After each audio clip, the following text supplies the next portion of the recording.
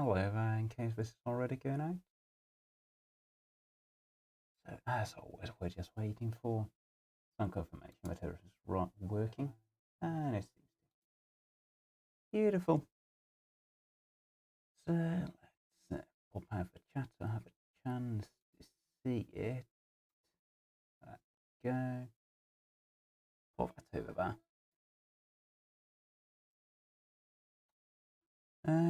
Alright, so what we have here is a rather big Sony amplifier. I've been working on this just for fun for a while, and the time has come to just swap out all kinds of parts in it to make it good. So this is a TA-N80ES 200 watt per 200 watt per channel amplifier. It's a big boy, and it's a somewhat reputable big old Sony thing. Rather good specs, rather big output devices. All a nice thing.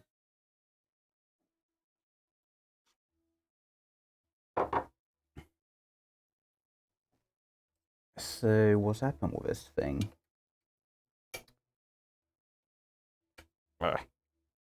What's happened with this thing is it's had its outputs blown a long time ago, and it went kind of on the floor somewhere. And a few months ago I got my hands on it in broken condition in a sort of fix it, keep it kind of way. Oh joy, it's telling me chat rate 2, but no one said anything in the chat. Oh, there we go. Robin van den Eyde. Hello. Yeah, so this thing was rather majorly exploded. It has this big preamp thing here, and there's a bottom board that's just basically a bunch of outputs. And the preamp board uses a red LED for biasing up a Class A amplifier, and the red LED had died, and whatever tech worked on this prior to me, he never figured that out, so he put new outputs in. Since the LED was dead, the bias was, you know, everything, and the entire thing exploded again, and then it got trashed. Beatronic says hello, hello there. So on this thing, I'm about to just swap the emitter resistors, and I want to get this protection board out because it's really in the way, but it's held in with some plastic clips that I do not want to give away, and that one completely broke.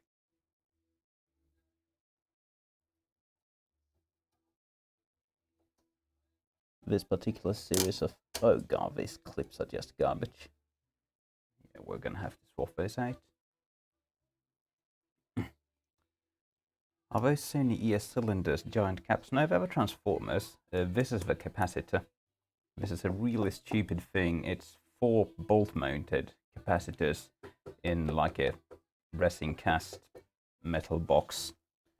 So they're basically impossible to replace without ruining the look of the amplifier. They're just standard caps, you can swap them out, but getting the originals out of this box is basically impossible.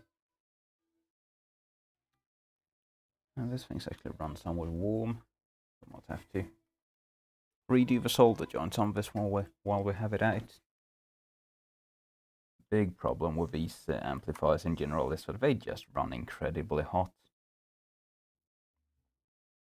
They just have all the bias, and 6 outputs per channel does not make anything better.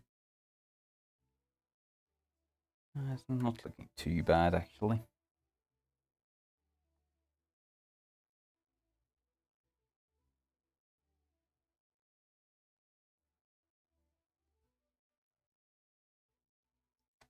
It is actually looking quite okay. There's a few caps on this board that probably not in need of replacement. This is just the protection board anyway. We'll put that to the side for the time being. like this heatsink is not big enough for the amount of BIOS we're putting through this thing. I'd imagine it runs like 70C at idle, which does give you a good amount of idle airflow through the thing, so it's not going to heat up when you load it down, but it's still way too hot.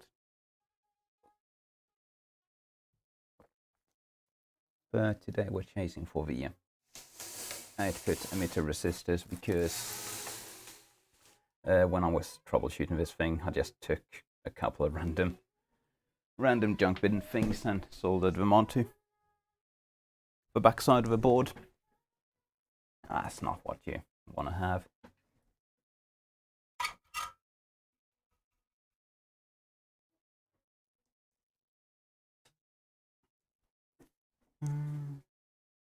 So all these outputs and driver transistors have been replaced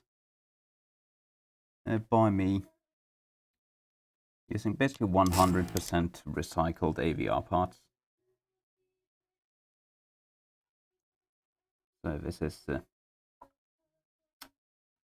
pretty much just put together with random junk. But today we have some new parts, although we are not actually going to be replacing the output transistors again, because the random junk box AVR parts I have are actually rather nice. Oh, what the hell is this thing doing?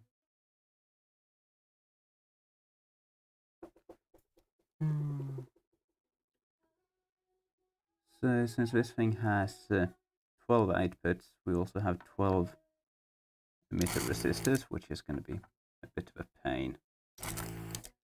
They should come out reasonably easy. A few of them have been replaced in the past, but they've just blown again.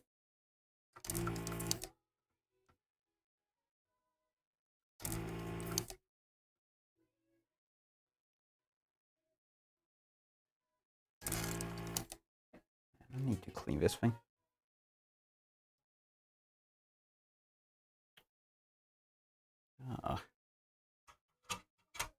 Where are my nice blades?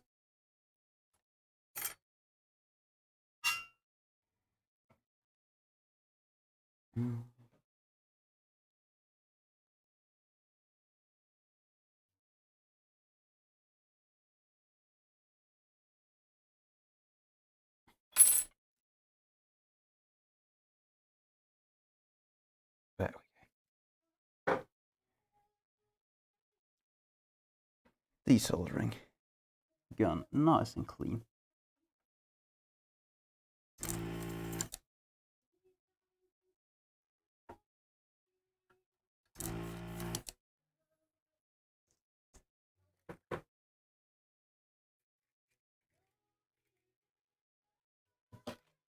Robert Mizet says, good luck with the repair. Thank you.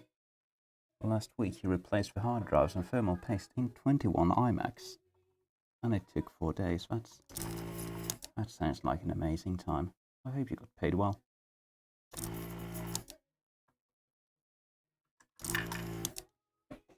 And then he asks for my preference in op-amps. Generally, just 5532s, because they're absolutely adequate for basically everything. I don't do the audiophile op-amp thing. It's basically pointless unless you're stacking like a million of them in series. And even then, you're more likely to run into issues just because you have poorly selected resistor values in your circuit. Most op-amps are just good enough.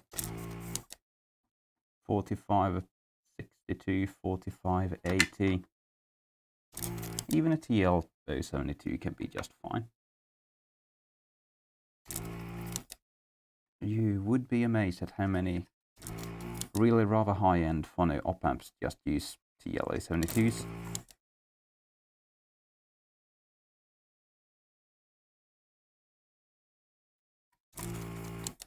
I think this ridiculously high-end Sony amp uses 4560s.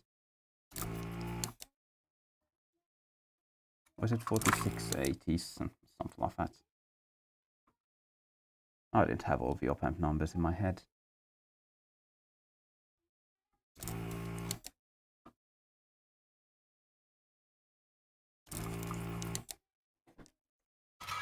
There we go.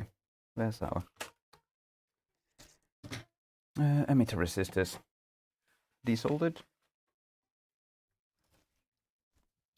So the thing about op-amps in general is that pretty much all of them are good enough to not really have much distortion at all in the circuit, because the bottleneck is almost always going to be thermal noise from the resistors you're using, since, you know, most op-amp circuits use resistors in the like hundreds of K range.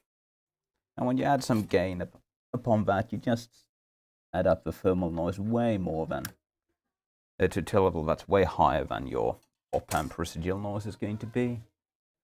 And the distortion, unless you're being an idiot designer of the circuit, is going to be like 0.0000 something % anyway, which is good enough. Some other stage of your chain is going to have more distortion than that, so it just doesn't matter. It only matters in like mixers where you stack a million op-amps in series, but when you just use lower value resistors, you get less thermal noise, and your like 5532s or 4580s or whatever will work just fine.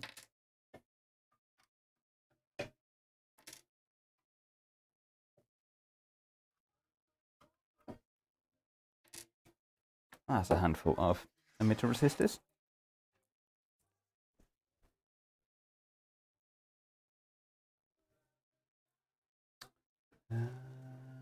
Let's bring out the parts bag for this thing.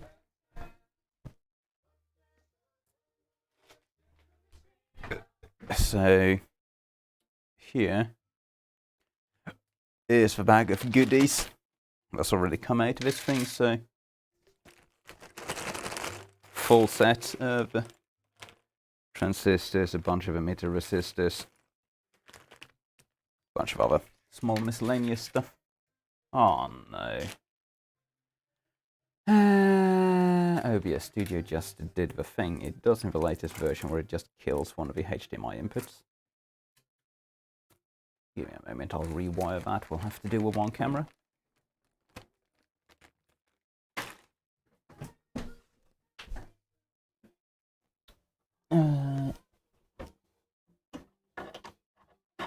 Let's see, is that the right way around? Nope.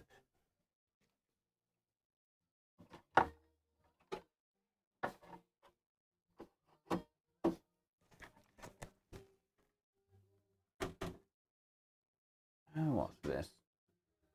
Did we just lose both HDMI inputs?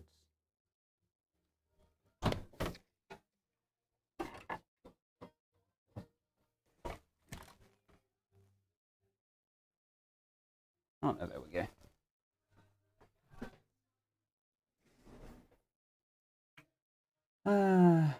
So this is just the latest version of OBS Studio. Being an absolute idiot, though, it can't handle Blackmagic capture cards anymore.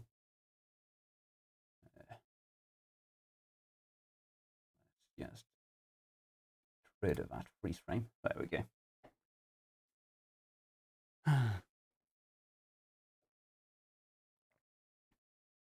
Robert Mizet says he's had, well, he says so far on Sound Carton and Pioneer amps, after the AD replacing the 4558/4580 with an OPA2704 made a lot of difference for me.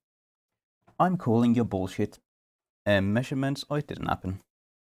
You're not going to be able to tell the difference between a well-implemented 4558 and one of those audiophile things.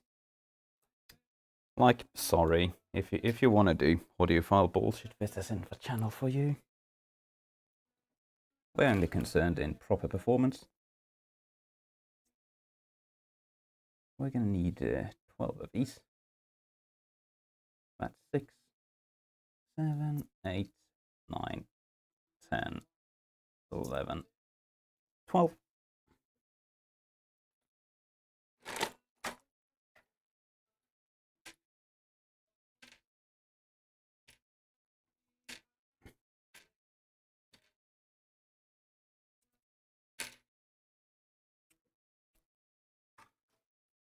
So how are we actually going to get this properly made?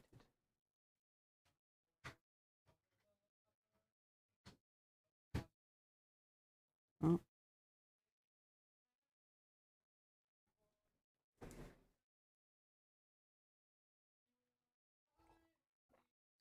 Robert, I'm sorry, but like op-amp swapping is 100% audiophile nickel garbage. Unless you're talking about some like 1970 something thing which is based around a UA741, then maybe. But generally, swapping modern op-amps for other modern op-amps is just not going to be audible at all, ever. Now the question is, do we want to mount these like down on the board with a leg bent over? Do we want to mount them like so? I think we're going to mount them on the board with a leg bent over because that's just easier. Like so.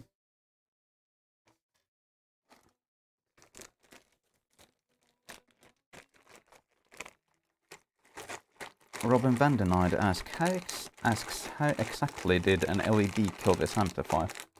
It's a pretty common, or relatively common practice to use a colored LED as a constant voltage device to create a constant current bias for a Class A preamplifier. And there's a couple of red LEDs doing the biasing for a Class A preamplifier stage up here. And when the power output failed, there was a cascading failure, which just caused the LED to die. When the LED died, it went open circuit. It no longer regulated the voltage, which made the Class A preamplifier stage put out absolutely all the current it could, making the bias run away to everything that the power supply could put out. And after that, there was fire and flames. I would show you where the LEDs are, but because OBS Studio is a piece of garbage here, we have no camera.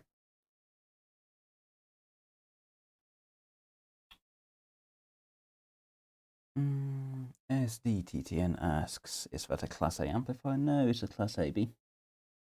Thankfully, I would not fix a fucking Class A amplifier for myself.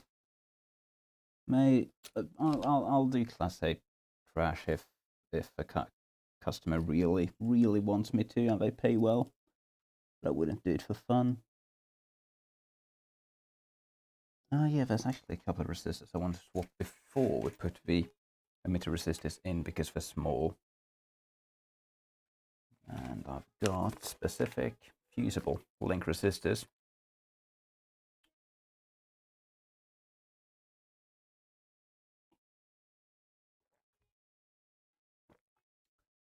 Let's see which they are.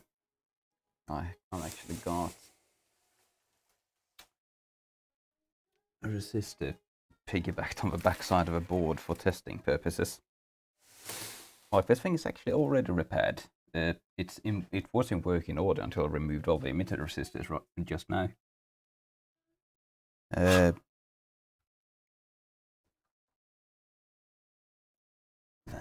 we go.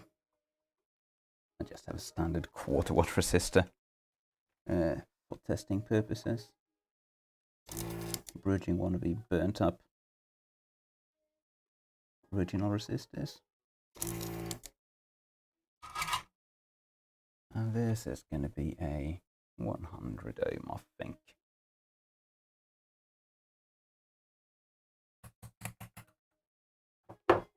Weber2KV is saying they are not cheap amplifiers. No, these are not cheap amplifiers. In large, probably because they always explode, so everyone's had them repaired for very expensive money. Because all the parts in them are expensive. They have very nice specs. If you look up a manual on Hi-Fi Engine, you'll see that they are not bad. That's why I'm actually bothering fixing it.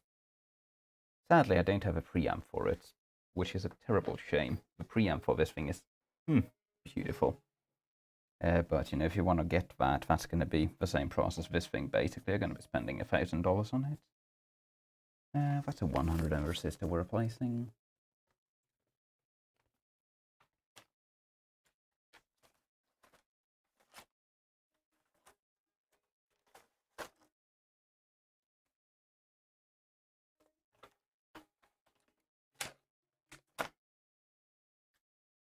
$100 ohms, half a watt, fusible.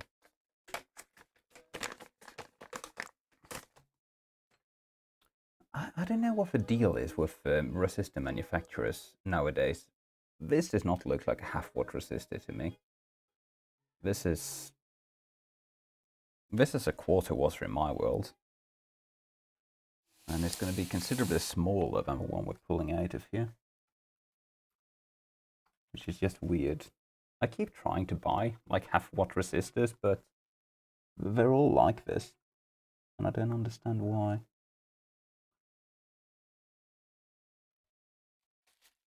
Yeah. These both have the same spec. You probably can't quite see it. The new ones are significantly smaller. Oh well. It's not a huge deal. These don't dissipate a lot of power. They're just fusible. And because they are fusible, they need to have a somewhat high power rating.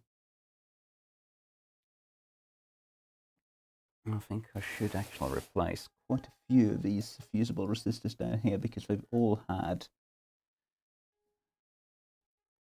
oh god, thermal paste on my fingers. These resistors have all had basically a huge amount of energy pulled through them because they were there when the amplifier exploded.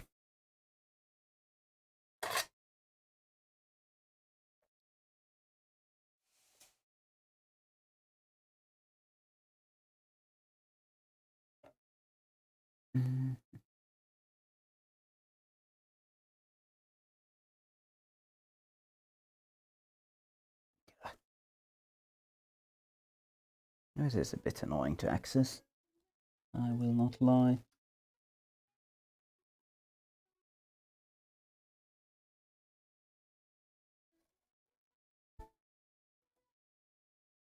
There we go.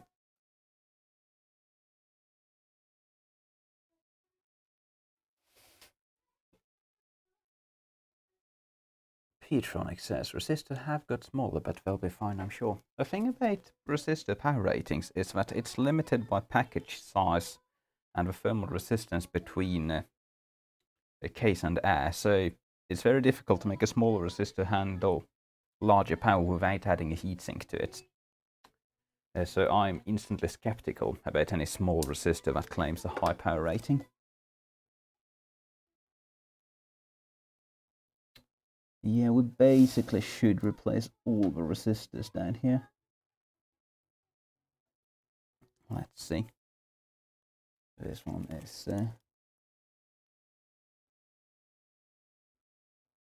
brown, black, brown, gold, yellow.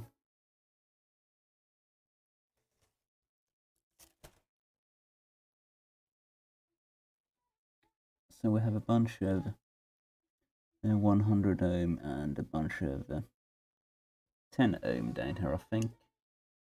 Might be a few 1Ks as well.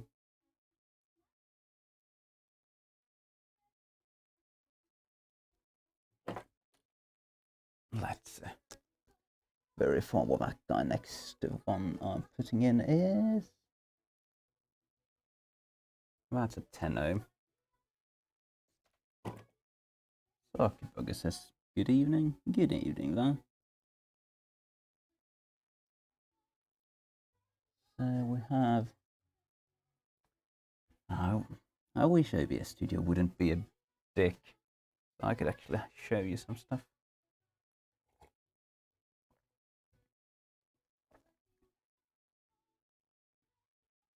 We have a bunch of 10 ohm resistors there, and then another 100. I should have 10 ohms as well.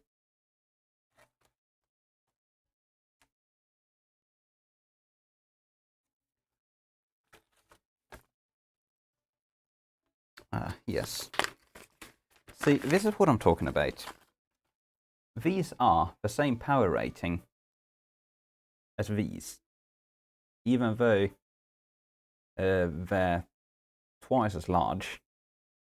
Like that doesn't add up in my book. But they're both half a watt fusible resistors.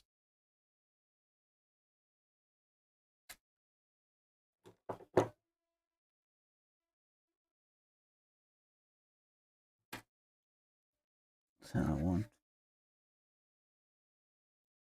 3 10 ohms, and there's another 100. These are some protection resistors for the drive transistors.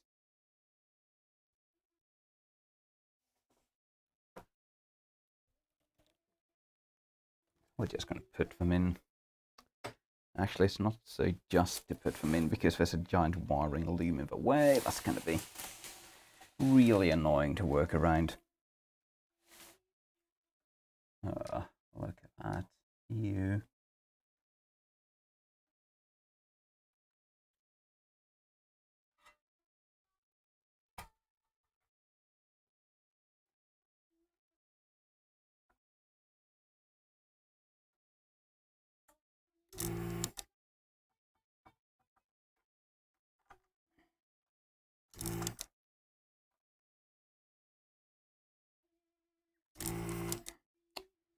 I do not like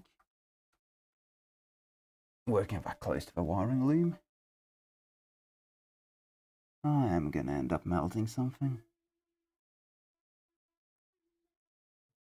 Oh, Jesus Christ.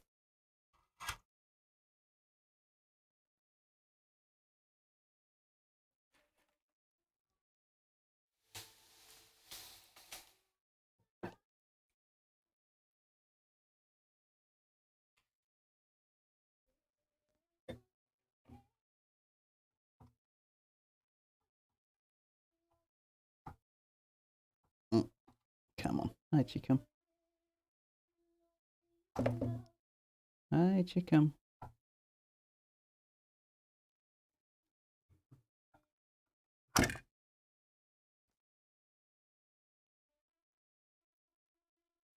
One 10 ohm.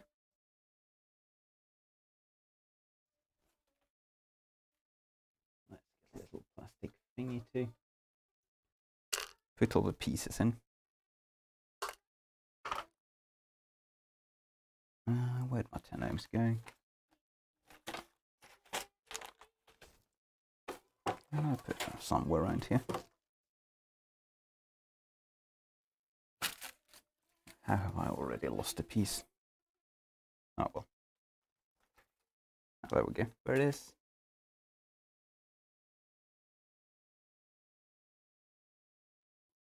Let's actually not put the new ones in until we have all of them taken out, and we're gonna have to just walk them out with a soldering iron because there's no way I can get the desoldering pump in there without ruining the wiring loom.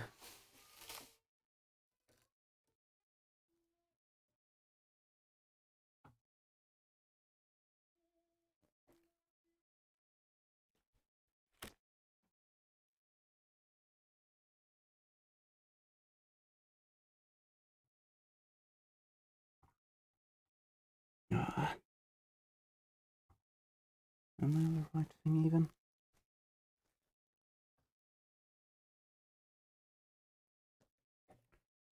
Ooh. This is no fun.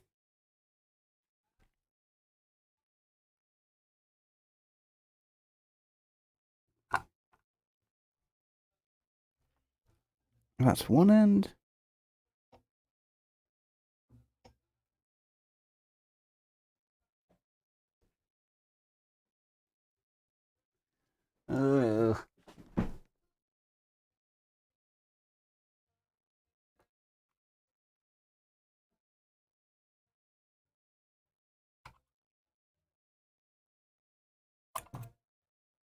There we go. Another 10 ohm out. Let's verify.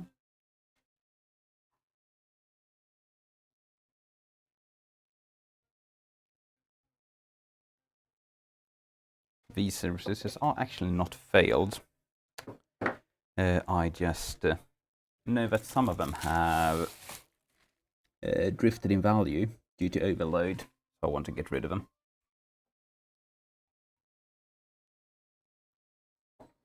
Getting a phone call. Back in a minute.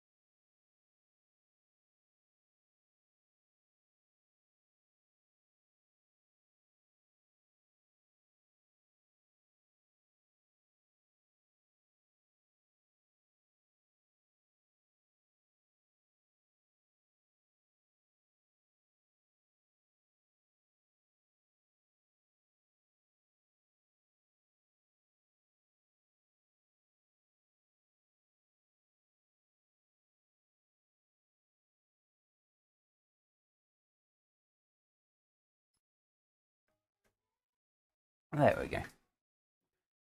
Phone call over.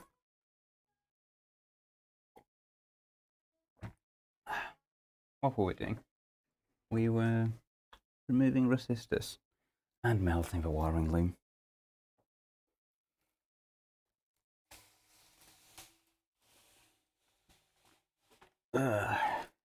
This is just No fun at all.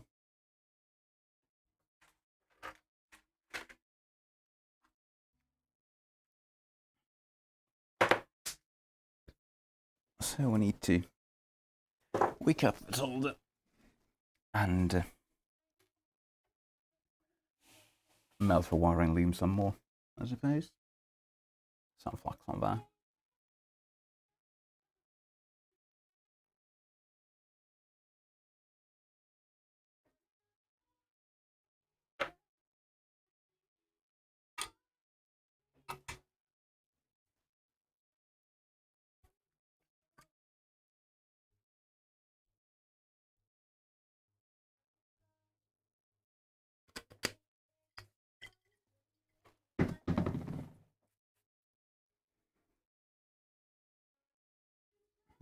That's the wrong solder braid. That's the right solder. No, that's also the wrong solder braid. This is not the right solder braid either, but it's the right solder braid.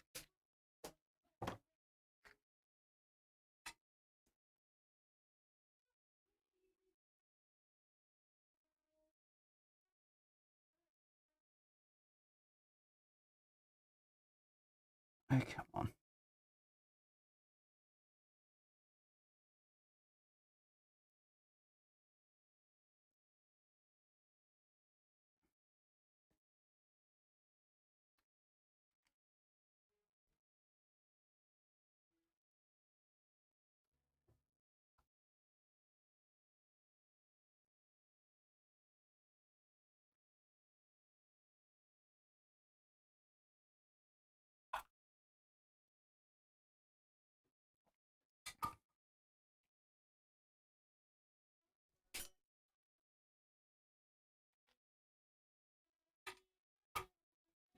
Station 240 says, it's not a wiring loom. With all those twists, it's an umbilical cord.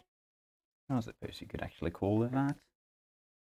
It's basically all the wiring for the entire power amplifier.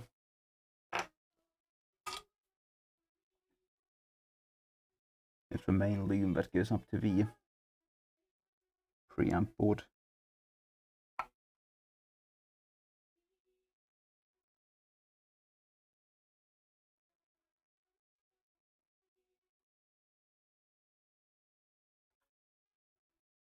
There we go. Just one or two more resistors to desolder.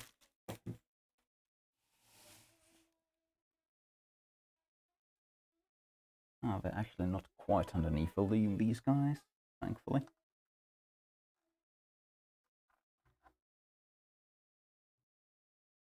Yeah, that's actually going to be manageable. We might even get a couple of these with the desoldering gun.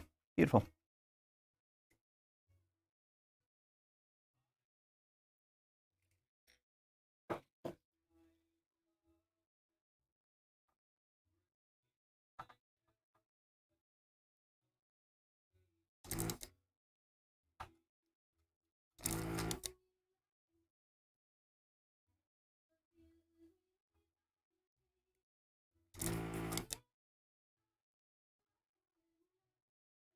This is risky.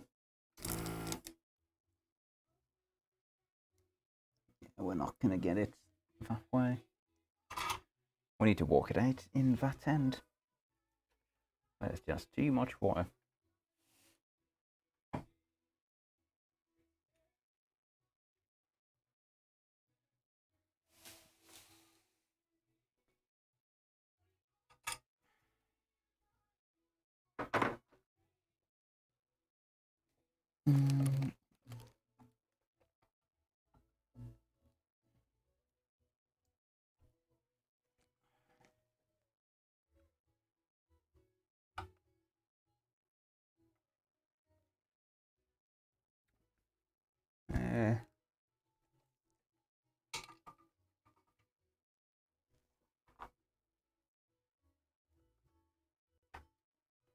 Cutting the leg on the other side to get it a bit easier to pull out.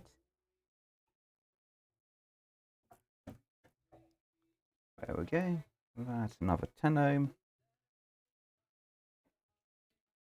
The last one I think is a 1K.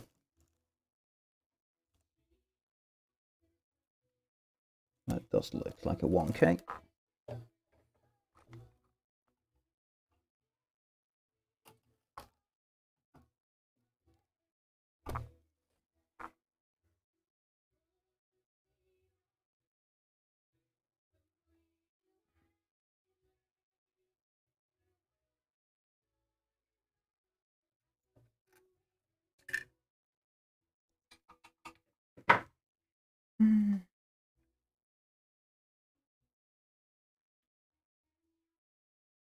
Is that a 1K or a 10 ohm or a 100 ohm? Man, I'm confused. This would be 100 ohms, so it's going to be one of the small ones.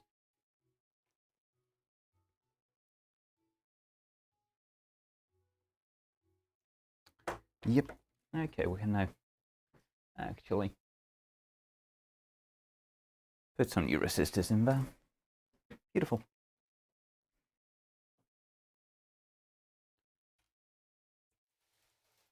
So it's a 100 ohm in each end with a bunch of 10 ohms in the middle.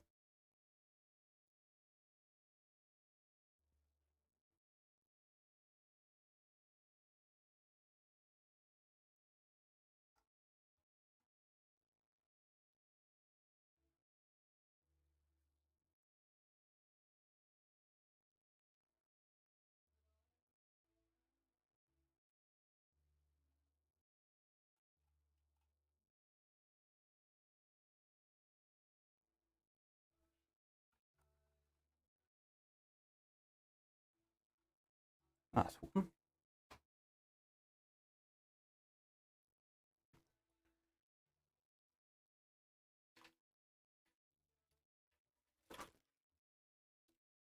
And we have 2 or 3 more. 10 ohms to go.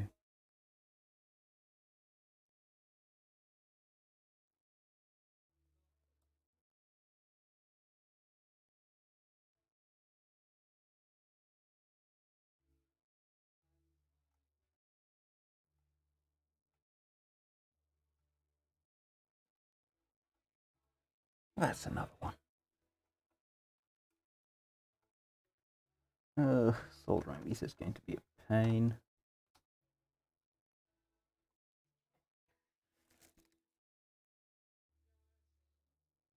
And one more, then we have the 100 ohm.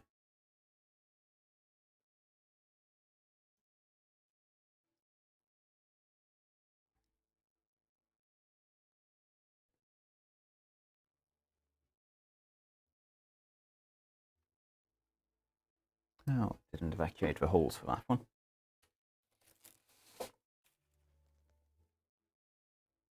Well, not properly anyway.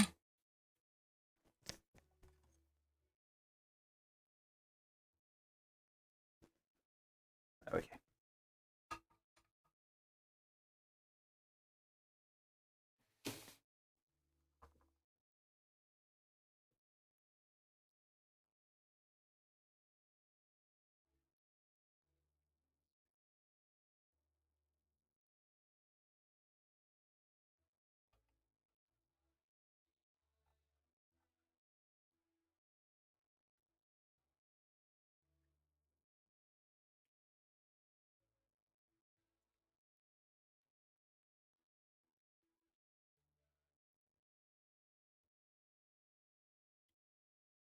Come on.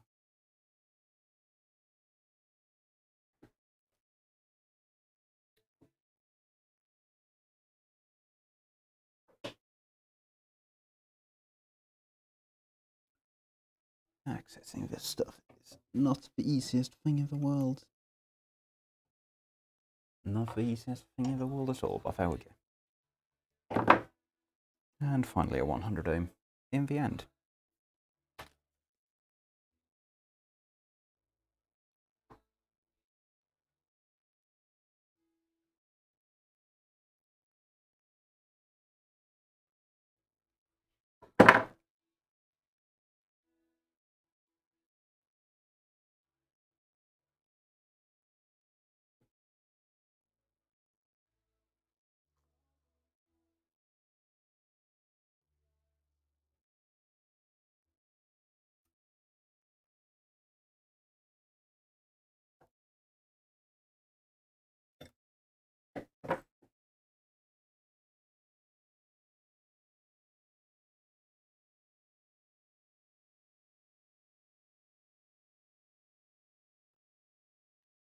And we have one final 10 ohm in the line there. Just confusing.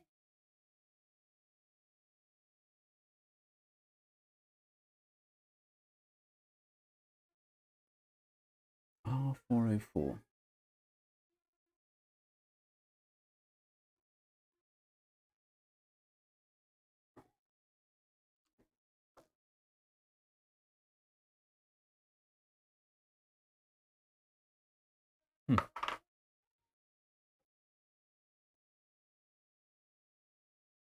There's some weird asymmetry going on there.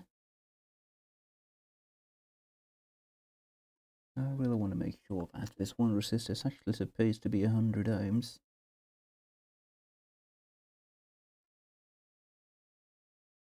Oh no, that actually makes sense. They just ordered a bit weird, I suppose.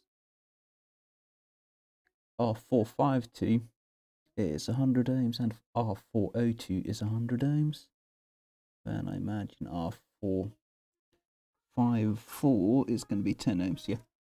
So the labels of the resistors are, for the components, it's R45 something something for one channel and R40 something something for the other. And it's very well mirrored, so we can be reasonably certain that R452 and R402 is supposed to be the same value.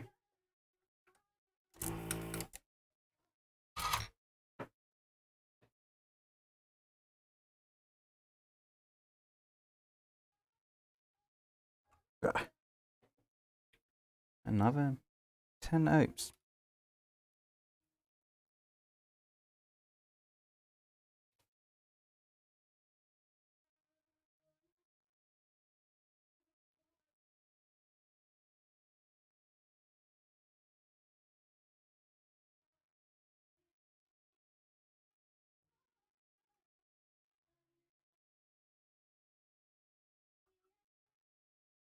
There we go. That's the entire row of resistors by the driver transistors replaced. Let's just solder them in.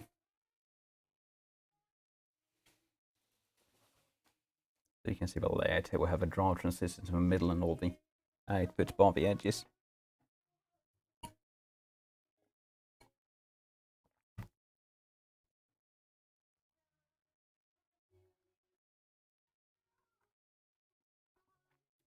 Since the loom is so close here, we actually need to pre-cut the legs on these so we don't melt any wires.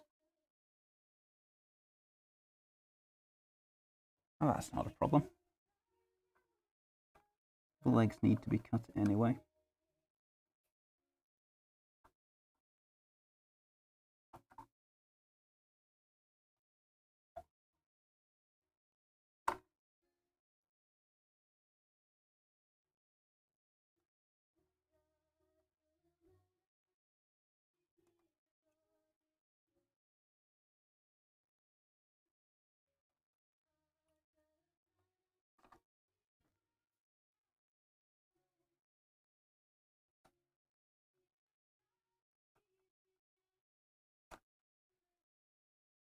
Now we actually need to remember to solder them.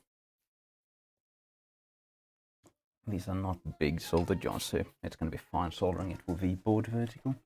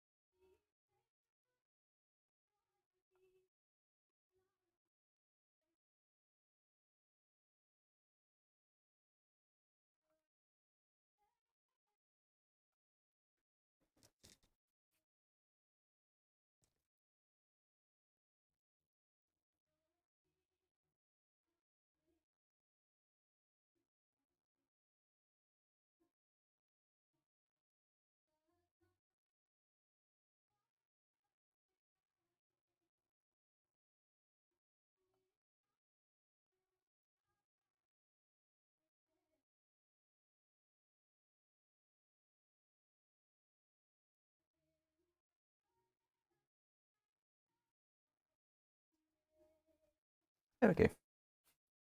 All the resistors soldered in.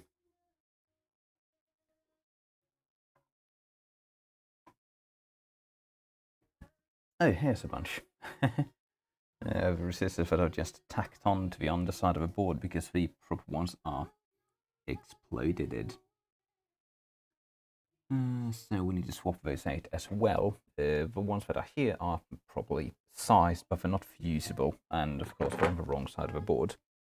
Not that it matters whether they're on the wrong side of the board, but you know, it looks better to have them on the right side. Since this is the sort of amplifier you want to be reasonably pedantic with.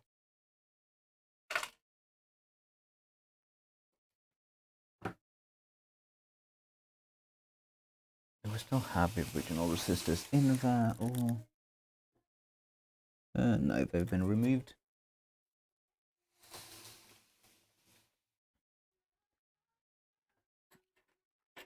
I believe these are the base resistors for the outputs. Yes, they are. And they are 10 ohms.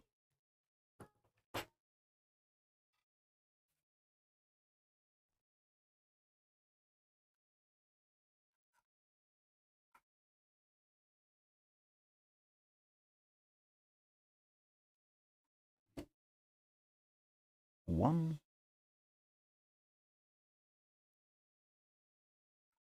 two,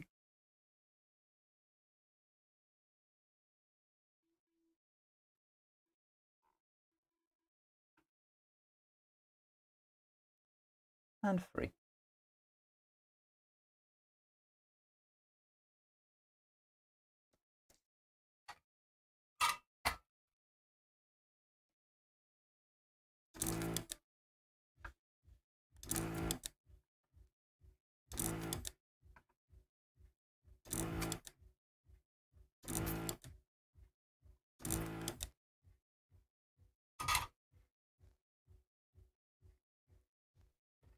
Let's clean that up with a bit of isopropyl alcohol.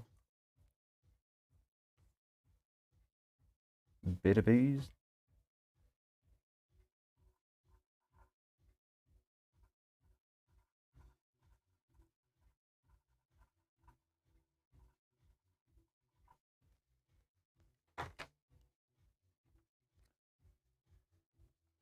So these were all 10 ohms, weren't they?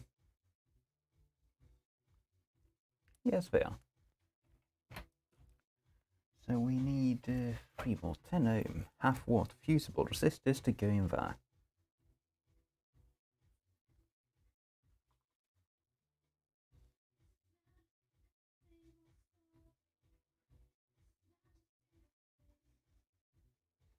Let's make sure they're bent to the correct length from the start, because it can be so annoying to get in otherwise.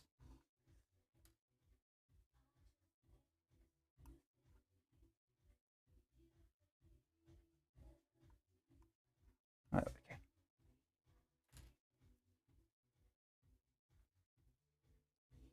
These are basically brand new. I'll just put them back in the box, because I'm a cheapskate.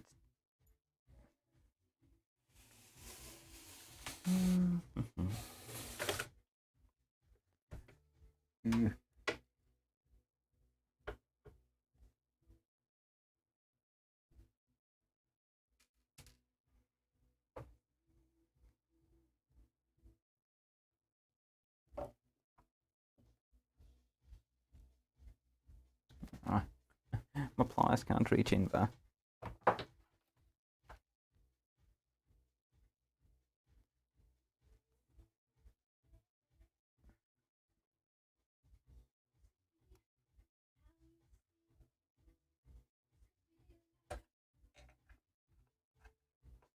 There's one. Of course, we put them in the same orientation. Color bands have to match up.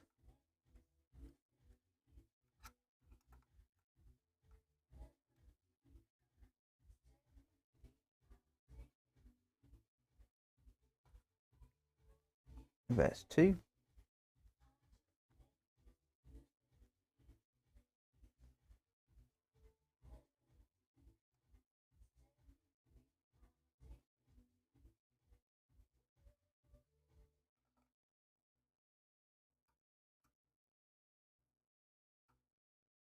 There's 3. Robin Vandenard asks, how's the Solar/UPS project going? It's going very well and it's in full production. I just haven't been having the energy to edit all the videos. So we're actually basically powered from batteries right now. Well, the first 500 watts of the house's consumption anyway. I really need to get off my ass and edit those videos. I just do not like video editing. It's such drudge work listening to your own voice endlessly.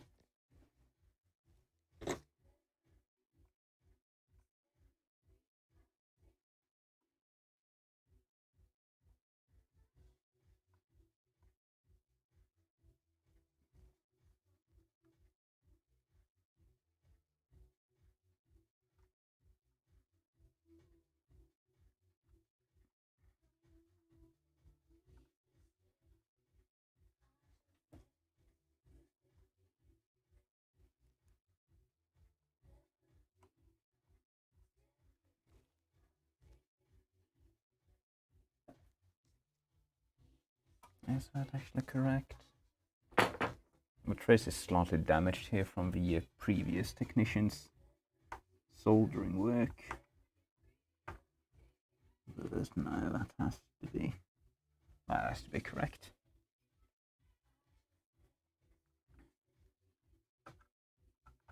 Now we're of course going to be replacing all the base resistors because they've pretty much all of them. Pretty much all of the base resistors for the outputs have gotten a high energy discharge because I think all the outputs have been blown at some stage. Oh no, S4 says thumbs up for repairs and videos. Cheers from France. Thank you for the thumbs up. Cheers to France. Right, so where's the next set of resistors we want to deal with?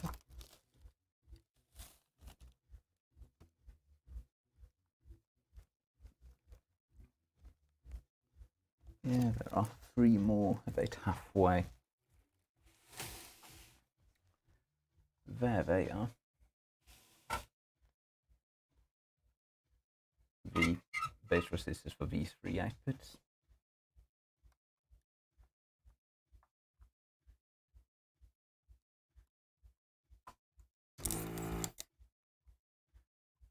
Again, these resistors are technically working, but I know some of them have drifted in value.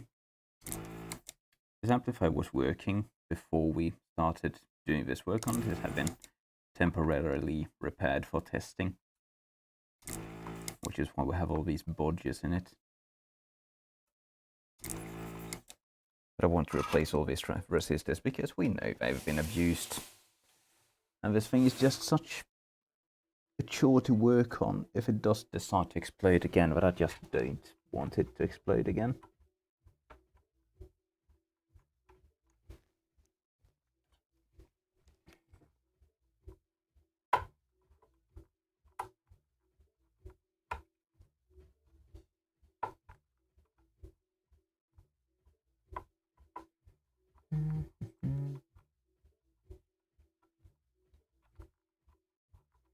Oh, come on. Pop out, will you?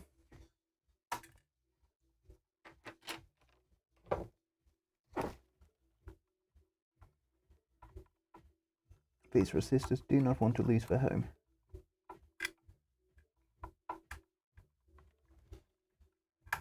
There we go.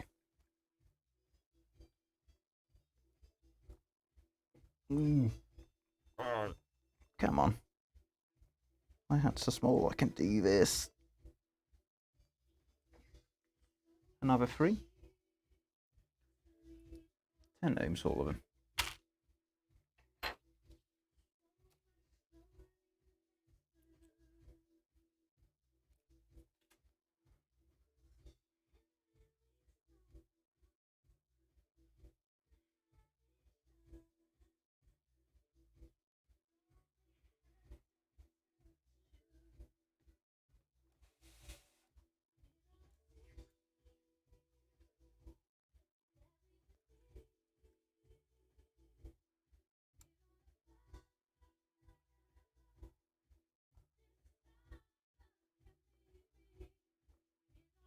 That's one.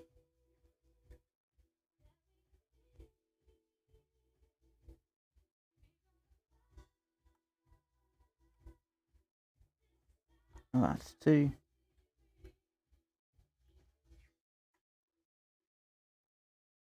That's three.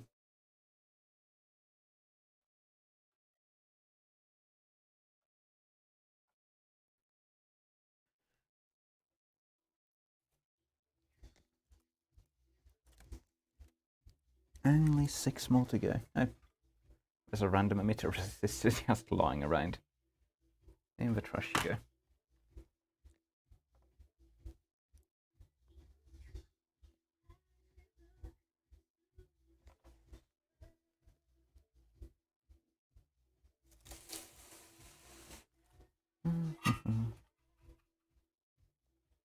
So the next set is going to be here. I'll just remove and put in all new base resistors, and then we'll solder them all in one big go.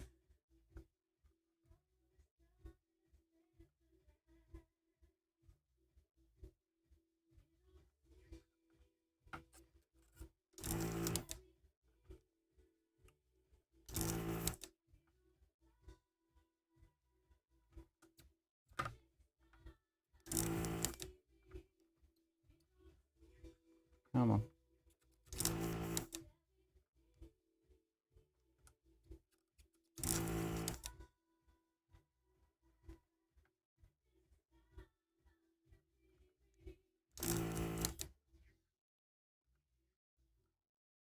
And the final 3 are over here.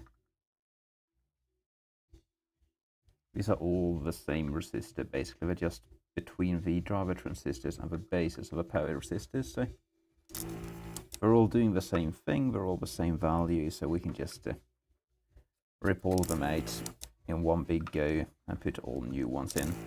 Oh, that's one that we're not replacing.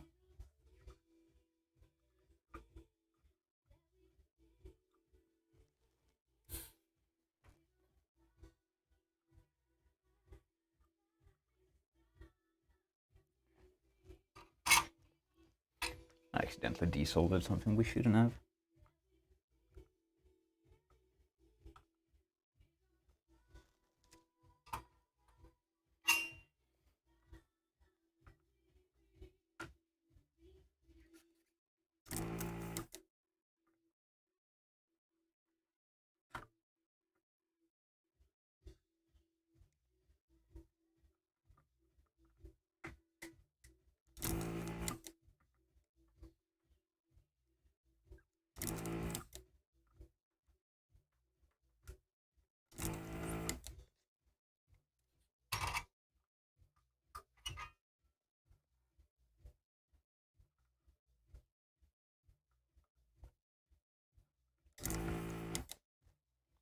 This thing is getting clogged up, as they do.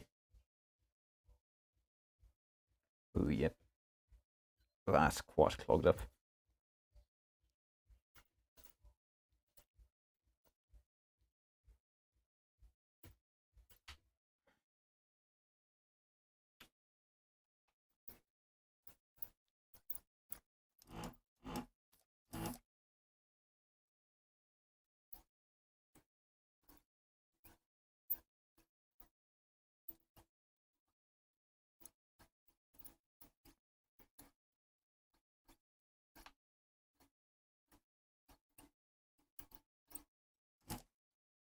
There we go.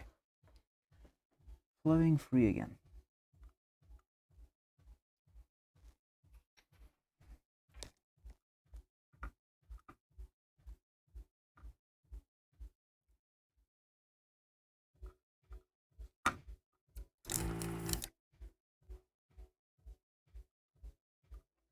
And that should be 6 loose emitter resistors. No, base resistors. Well, technically they're also emitter resistors, since they're going between the emitters of the drive transistors and the bases of the power transistors.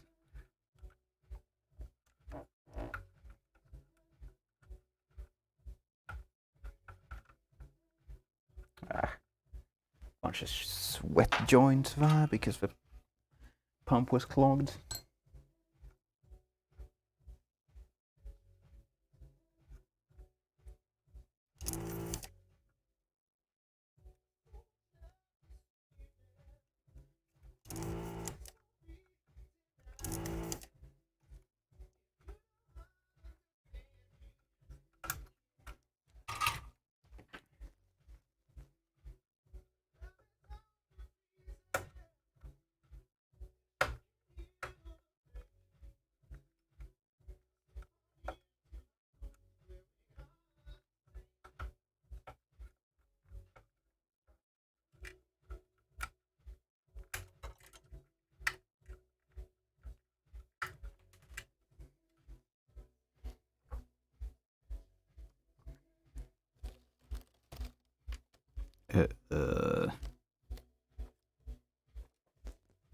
One of them launched somewhere,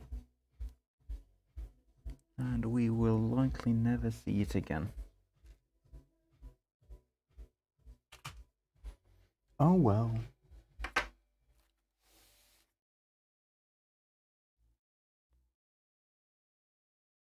That thing really went flying.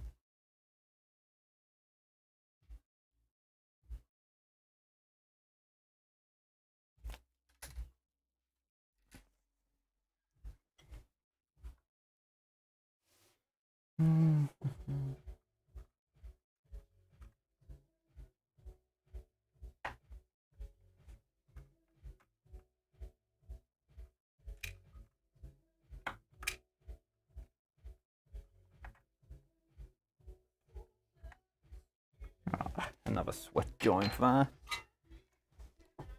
It's not one to come out. There we go.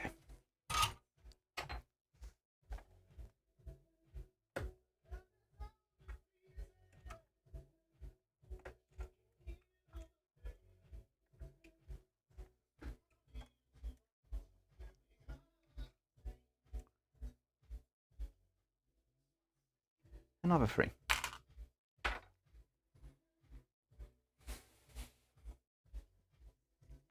Oh, is the music coming through? Vandenard is commenting on the audio. I'm gonna change that to something that you can't hear.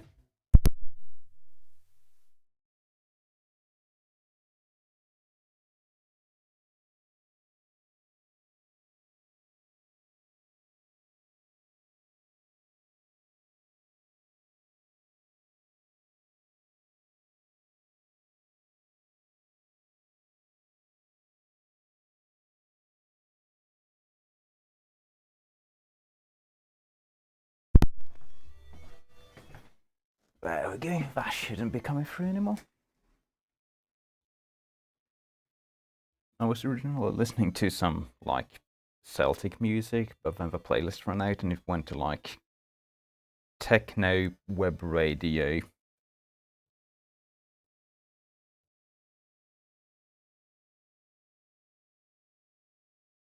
It was like the music I was playing was Cascade, like early 2000s club techno. It really is showing my age that I have that music. No, it's bagpipes, which you hopefully can't hear.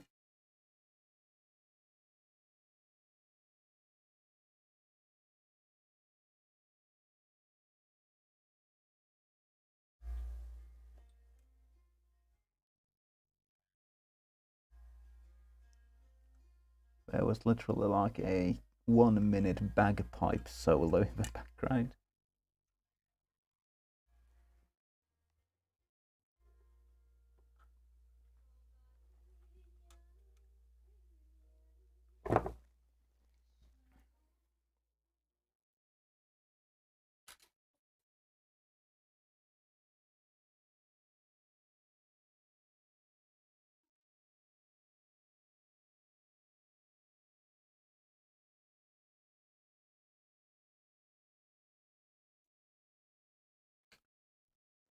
It's so satisfying to put these resistors all with the color bands in the same orientation.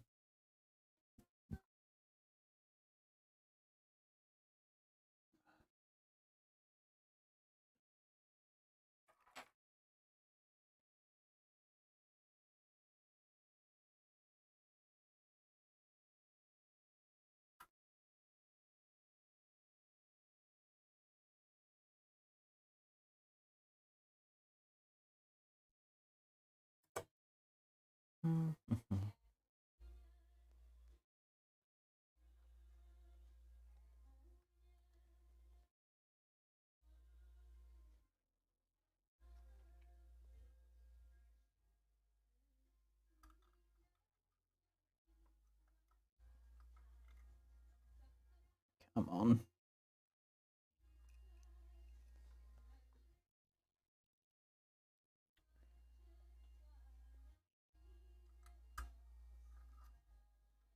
I have a theory about why old people listen to classical music. It's because it's, in quotes, timeless, so you don't have to remember how old you are by listening to all your dated favorites.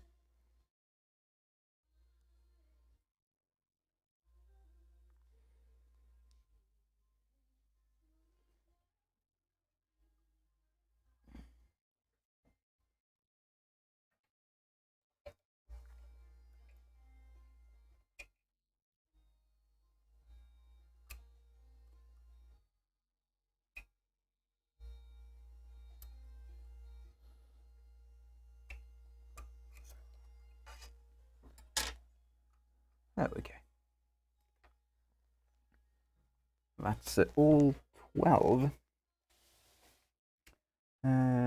output stage base resistors in their respective holes. Now we just need to solder them in place.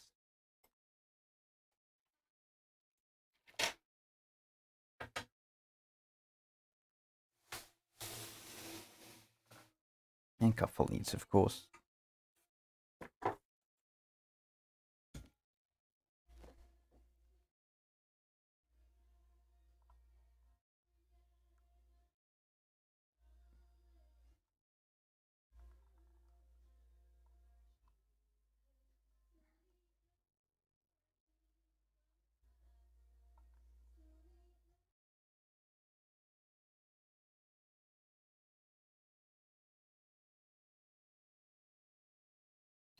These traces are not too happy.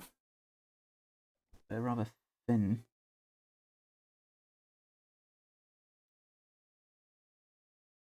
But I have not appreciated the desoldering pump. But oh well, they're not broken.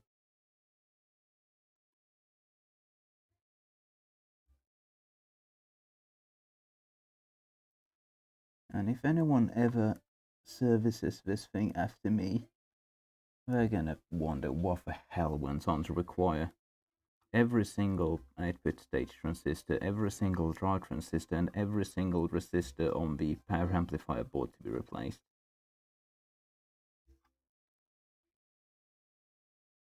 And the answer is merely pedantry.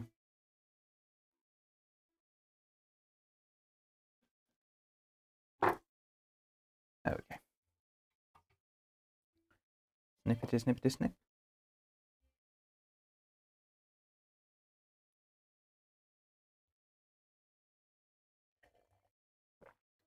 Stream issues? I'm not getting any problems here. Looks fine for me.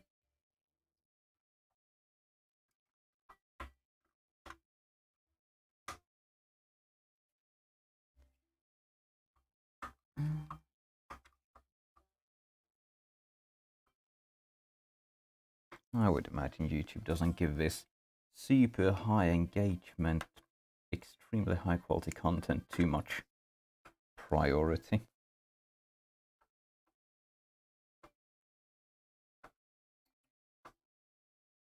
Oh crap, I forgot I was streaming at. There we go. Now it properly kitted up.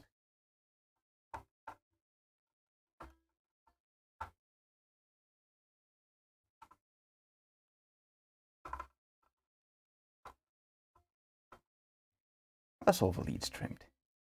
Beautiful.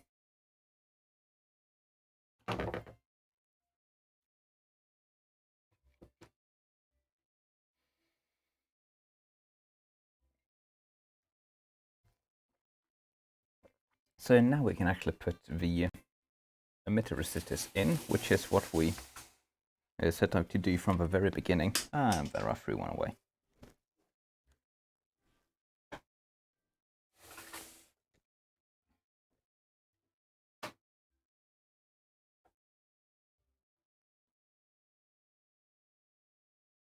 So how do we actually bend these to make them somewhat easy to mount?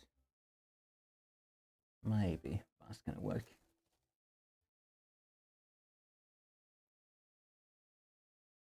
Getting these in is going to be a bit of a pain regardless.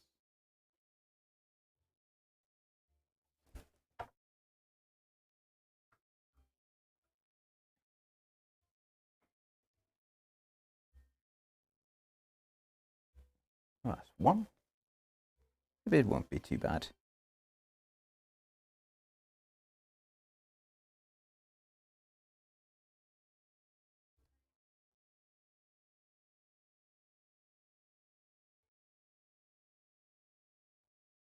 I really get to have utility of my tiny little hands right now, that's for sure.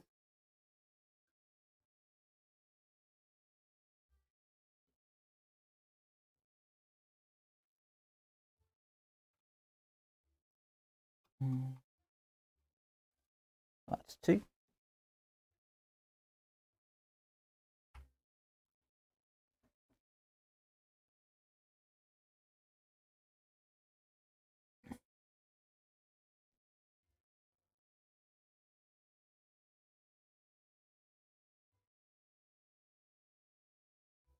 Come on.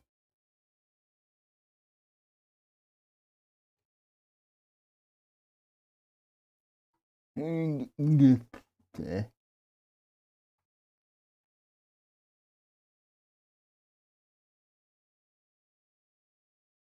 That's three. Only 9 more to go. I'm bending the legs slightly on the backside to make sure they stay in place.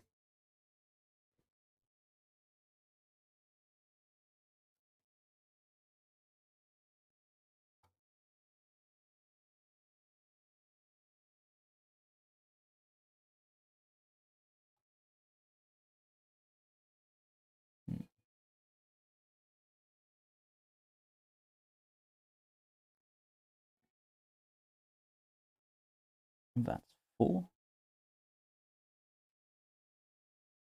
Thermal paste. We do not need thermal paste everywhere.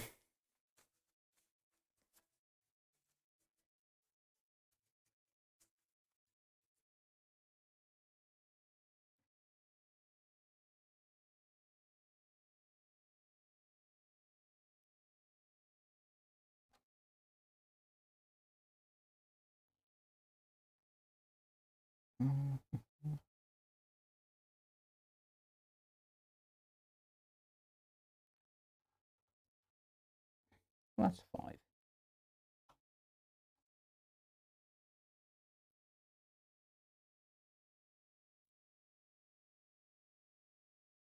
AD Electronic Tear-Downs just posted the specs of the amplifier in the chat. They are nice to look at, aren't they? It's just a shame that these things basically go on fire if you actually try to get anywhere near the rated power output. But what I'm most concerned about, why I like this amplifier, is the very low noise floor. I think it's spec'd to 30 microvolts, which is very good for an amplifier this size. And it's something I'm very curious to test once we get far enough to actually have this thing up and running properly. Because I love low noise floor amplifiers. I don't care if it's 5 watts per channel, 50 or 500. If the noise floor is low, I like it.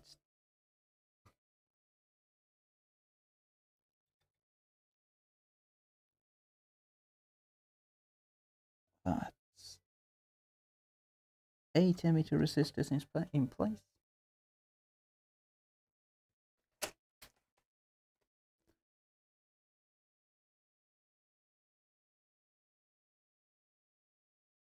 And 9.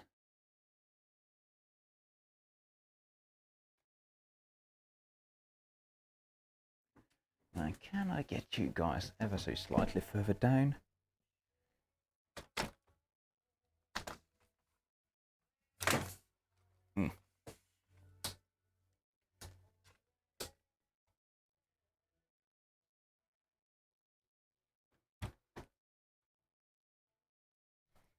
So you actually have a chance to see what's going on.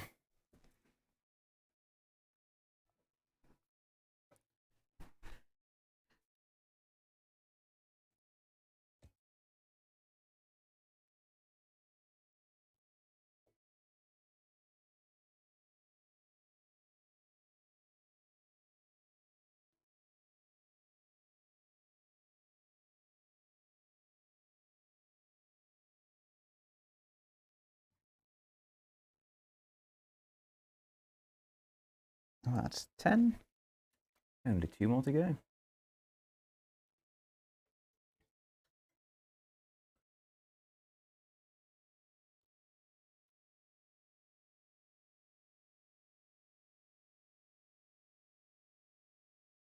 $11.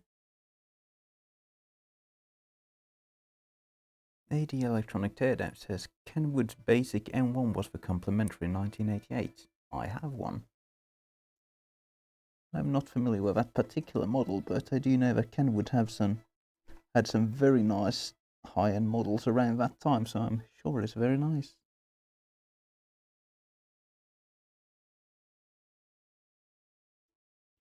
And that's our 12th 8-bit resistor. Beautiful.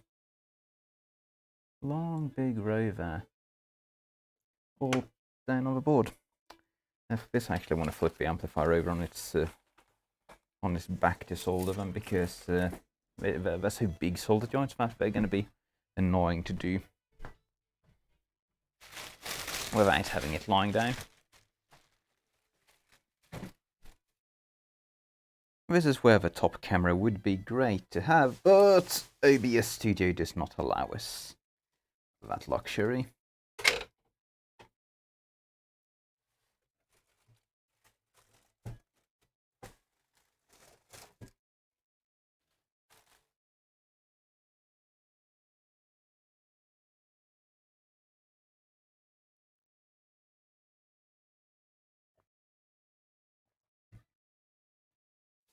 This time the chat says, "Whoa, just saw you streaming and had to Google the model. God, that seems like some pretty high-end stuff. Seems like a really nice amp."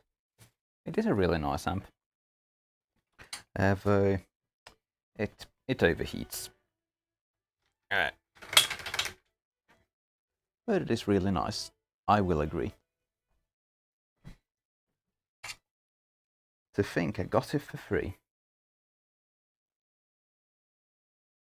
But of course, it's like everything I get for free, it was exploded.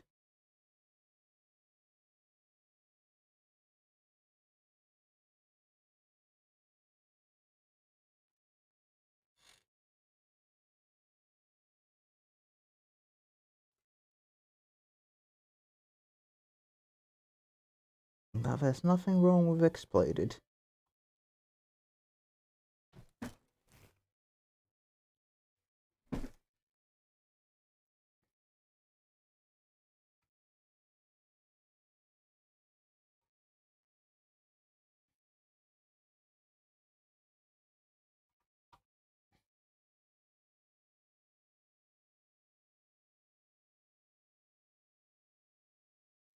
I need to swap to a bigger tip for this.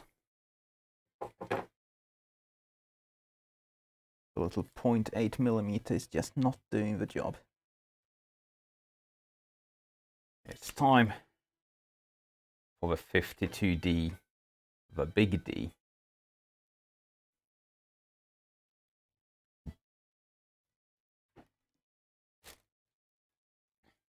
Where are we? The big D, that's 5mm, with the big solder, that's 1mm. Lovely.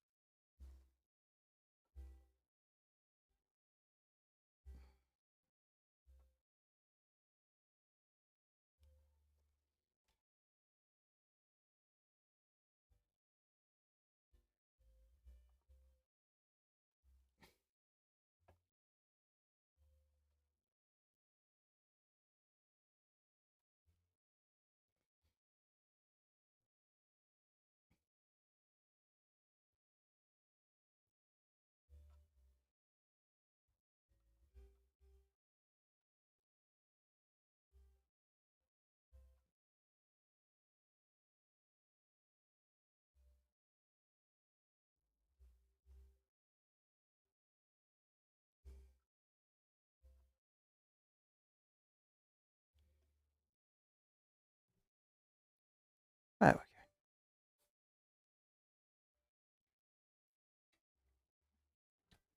go. Did I short circuit everything while doing that?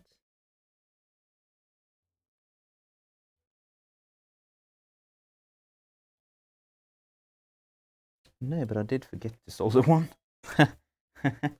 Oops.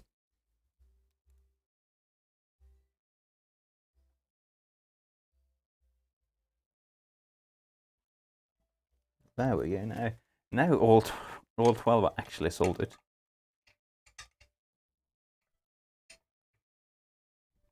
Carver says, I'm working on an old receiver from 1979 at the moment, all of the dirty pots in it. It's an NEC AUA 8000E. That sounds high-end. I hope it goes well, man.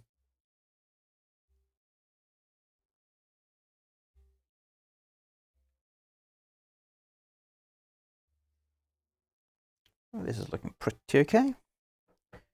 Time to snib all these legs.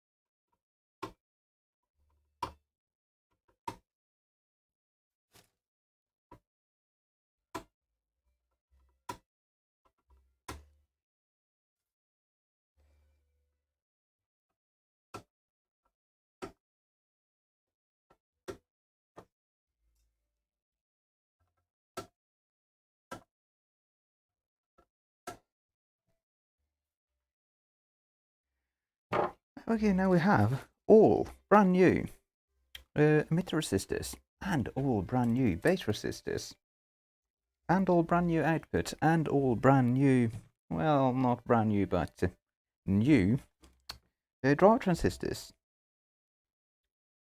This thing is turning into something. No longer terrible science experiment like it was.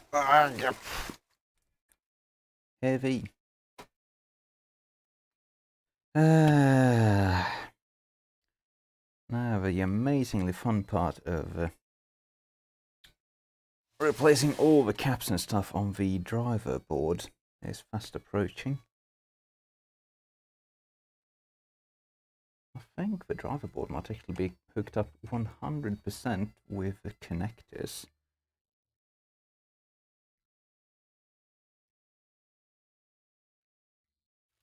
No, it's not. It's just mostly hooked up with connectors.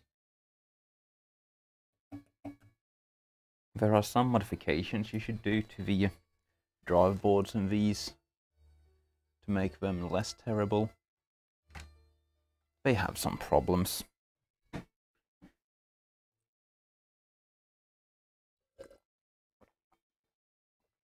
And this one has some rather bad components on it. Some very wrong capacitors, including non-low leakage electrolytics where low leakage electrolytics are required, making it have horrible hiss issues.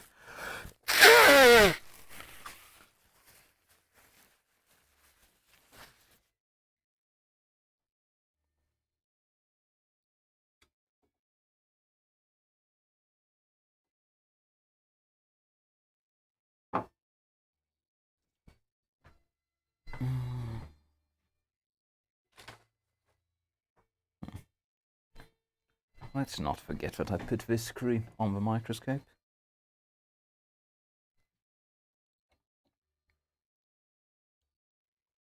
Let's see which of these parts I actually have. I don't actually want to replace this big line of caps here because A, they measure fine, and B, they're a really weird form factor. So they're almost impossible to actually replace. They're only the power rectification caps anyway, so we don't really care about any characteristics other than ESR and capacitance, and ESR and capacitance measure fine on them, so I'm going to give them a pass for the time being. But these caps behind here need to be replaced, and here are our replacements. Now the originals are actually not the snapping caps, but these should fit anyway. I very much hope they will. This board should actually fold out rather easily, but there are a couple of connectors we need to undo.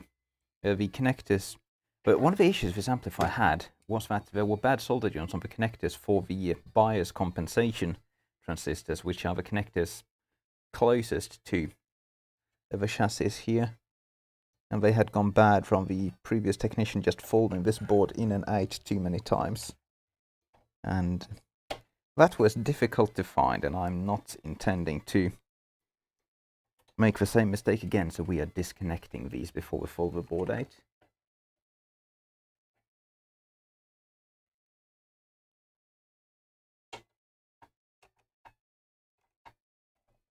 This amplifier, when I got it, had a horrifying issue because the bad solder joints on the bias compensation devices, because it would work fine for 15 minutes, then the bias would run away and it would try to explode. I narrowly escaped complete destruction several times before I found the issue. There were a couple of very excited, oh god, power off now moments in testing this thing. But this board is rather service friendly, and I've got a little hanger here, so we can just hook it up like that. Beautiful.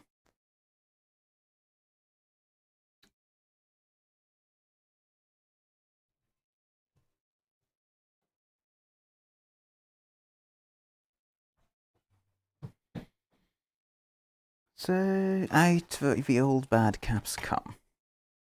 If my desoldering gun is going to reach all the way over there.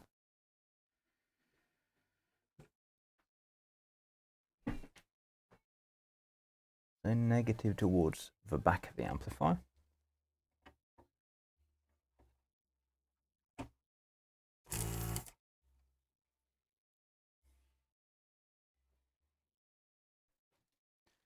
Robin Vandernight asks, how does the bias running away sound? Through the speakers, nothing at all. Through the power transformers,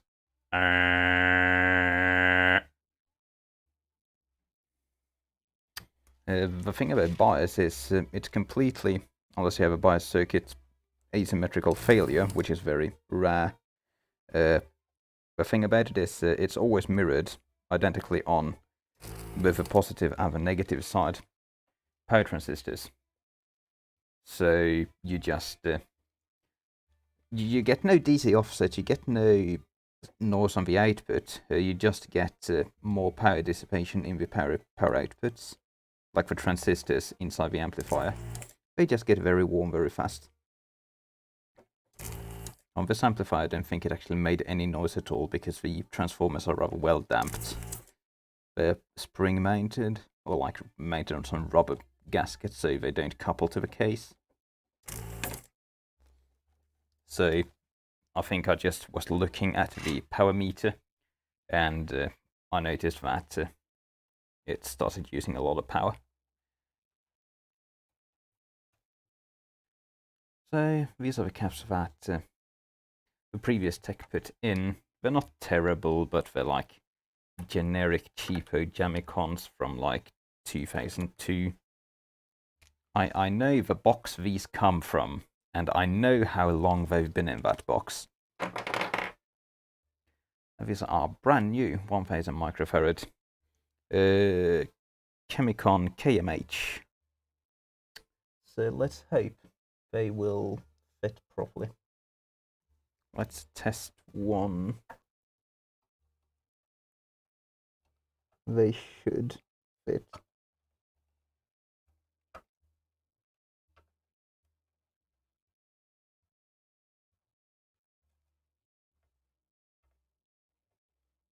What the only issue we might run into is if the leads are too fat,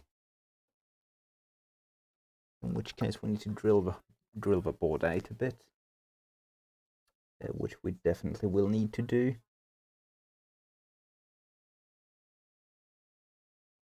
Yeah. There's nowhere around it. We have to drill the holes out ever so slightly because snapping legs are fat. The original weirdo caps are just normal through-hole caps. So if we focus on that, you can see these are the originals. These are the new ones. They have much fatter legs.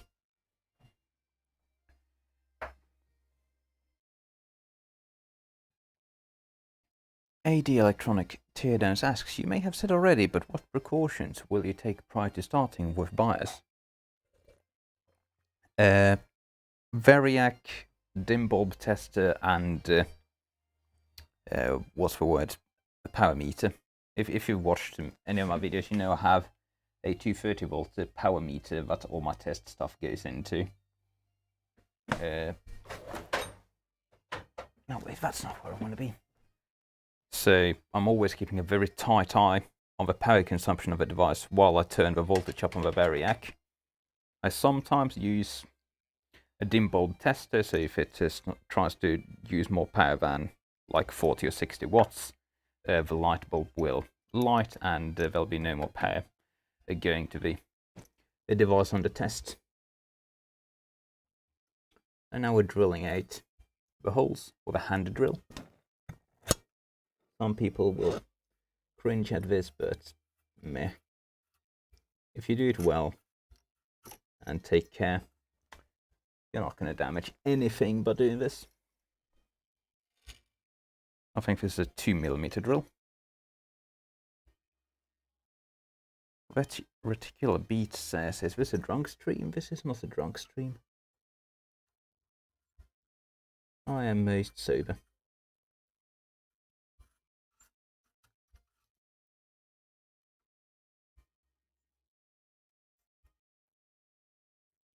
I wouldn't work on this thing drunk. It's too expensive.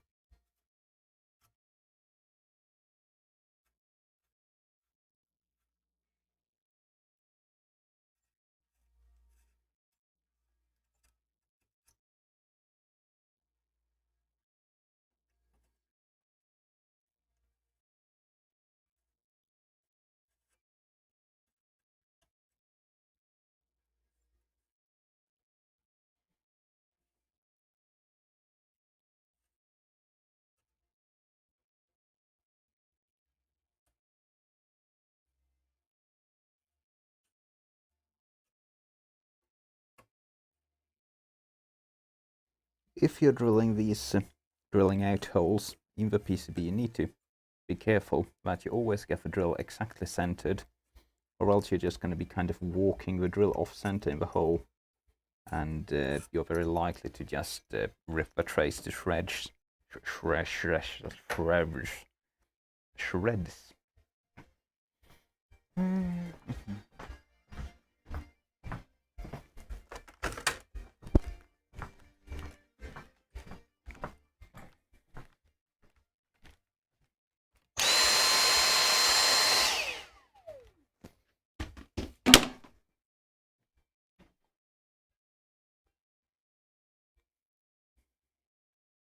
Joshua Hutton asks, have you ever done graphics card repair? Slightly. It's usually not worth it. The problems graphics cards tend to get are very expensive to fix. So you're better off just buying a new one.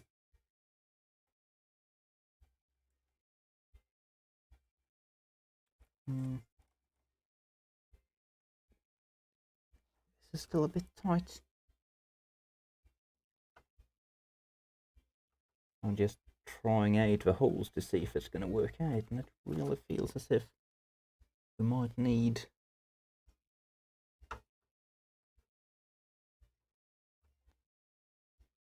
slightly larger hole still.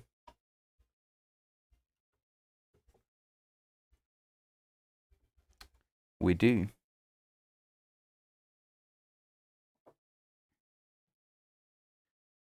What's the actual diameter of these legs?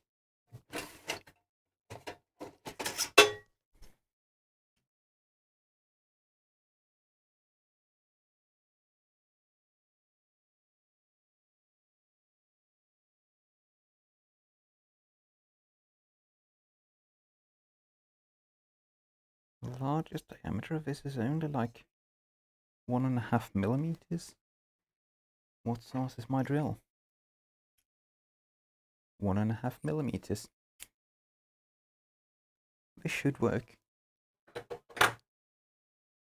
And why is it not working?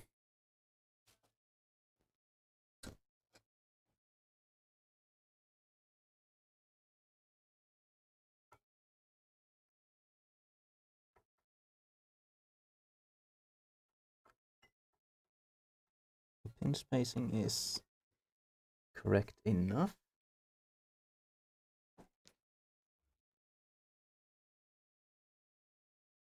But we need to get a larger hole in here. 100%.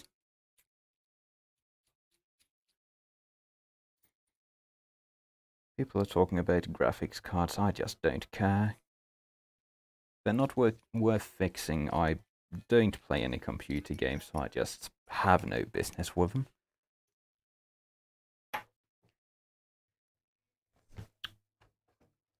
We need like a 2mm drill. I might own exactly one 2mm drill if we are lucky.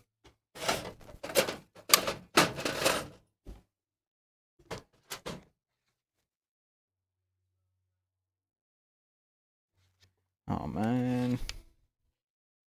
I need to get myself some proper new drill indexes.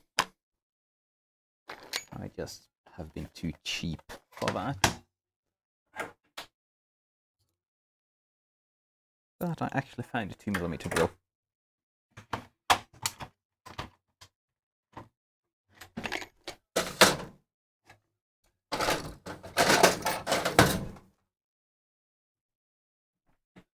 €2mm drill. Reticular Beat says €3,000 Nvidia 3080. Nice niche. Yeah. The thing about graphics cards and stuff like that is when they break, they tend to get problems which are basically impossible to solve.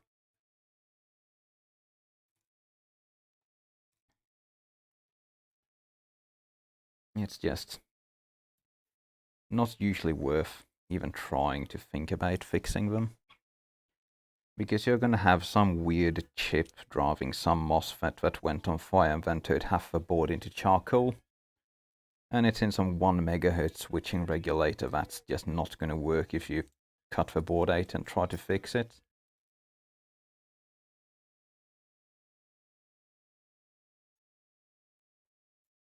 Oh no, is my drill literally incompatible with 2mm?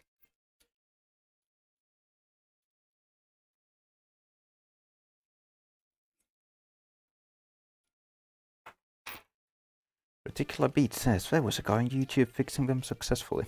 I'm sure some of them can be fixed. But you need to have a decent amount of volume on that in order to make any money from it.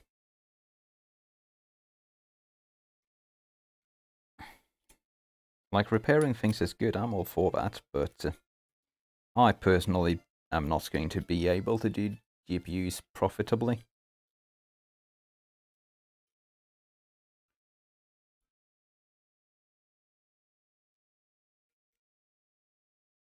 Now, this drill does not like 2mm bits.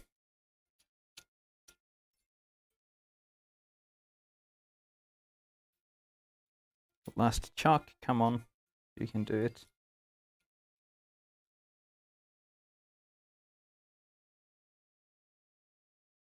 Please. Oh, it bites. Barely. Phew.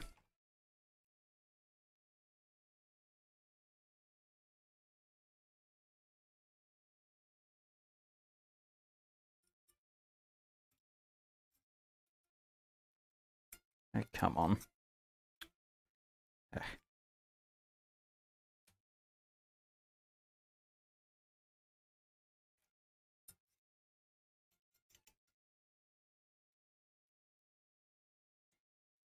Okay, so now we're drilling a 1.5mm hole to a 2mm hole, and this drill really does not want to hold on to my 2mm drill.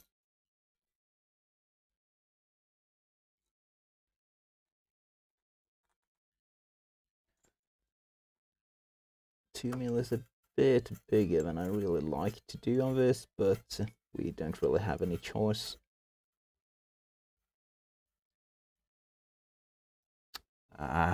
This stupid drill.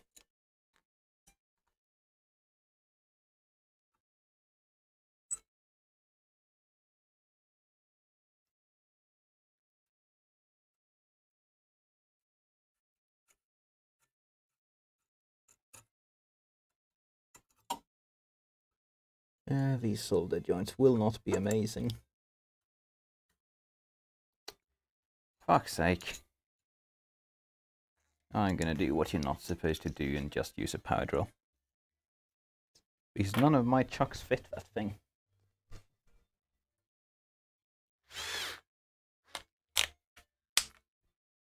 So this is not the proper way of doing this. I'm sorry you can't see anything.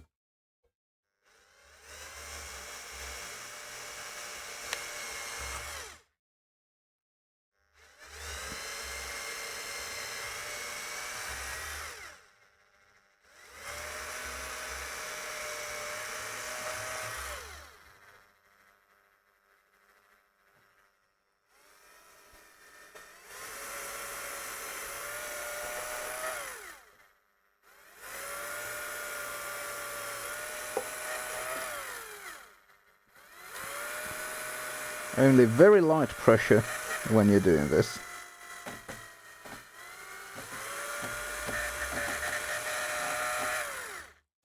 There we go.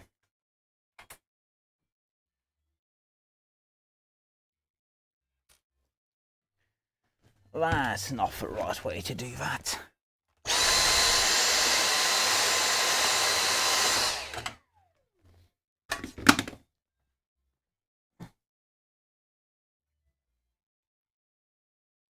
Not the right way at all.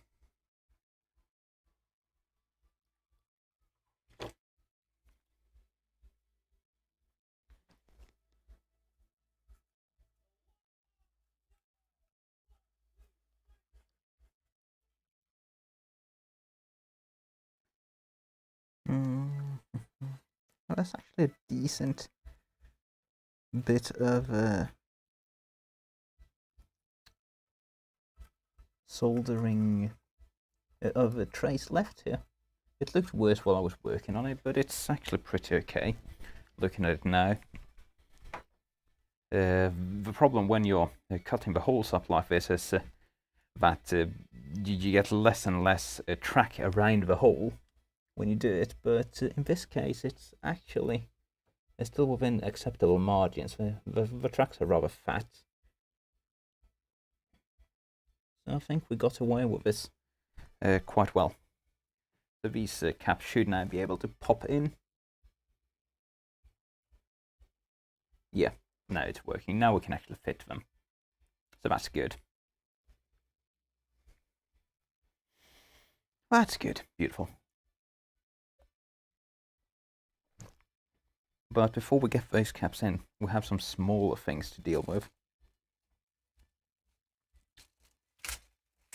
Because there are some capacitors which really need to be replaced.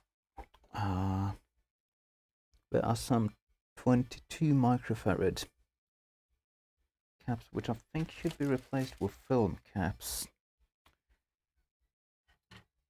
I need to find a website describing those modifications.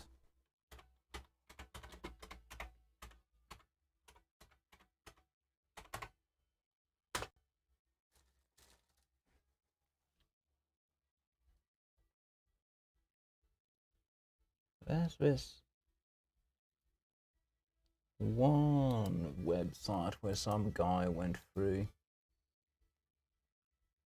some modifications. Oh, there we go, I found it.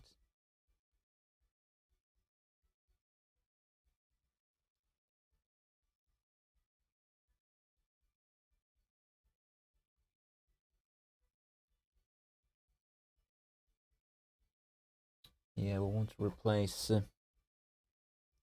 the 22 microfarad coupling capacitors for the JFET stage, which is going to be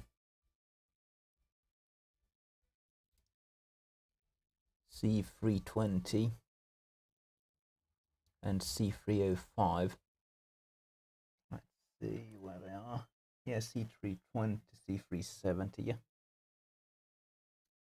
So there are a couple of capacitors there which they need to be replaced with larger value ones, because the smallest ones, they just don't seem to perform well, and this particular model is known for getting higher harmonic distortion when you get into the lower frequencies under 100 Hz or so, and replacing these caps with larger ones works out well. According to reports on the internet, I haven't measured it. Someone said we were gonna it would be more proper to use 100 microfarad caps, but I'm going to go with 47 microfarad ones because the 100 microfarad ones, they're just so big that it's basically impossible to fit them properly to the board. So what I have here is a Nichicon VP series bipolar capacitors, not particularly exciting stuff, just generic crossover caps.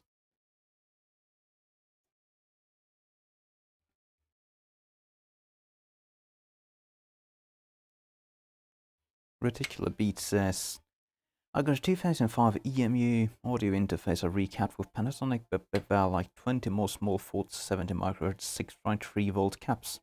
Would they get dry after 15 years? Should I do them too? That depends entirely on the application of a brand of a capacitor. If it works fine, I would imagine there's no point at all in replacing those. The capacitors in those like audio interface type things, they don't work very hard. Now, 6.3 volt caps are notorious for going bad. So there is that. But if it works fine, I would say just don't bother.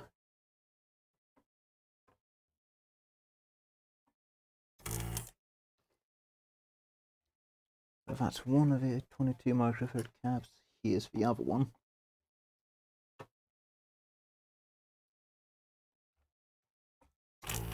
These were originally low leakage polarized caps. The other tech put like standard issue electrolytics there, which is causing this thing to have scratchy noise issues and DC offsets everywhere. I hope these bipolar caps I'm using are low enough leakage to actually work well in this application. Here are the capacitors that the other tech used. Come on, focus. Very generic capacitors from like 2000. Yeah, probably around 2000.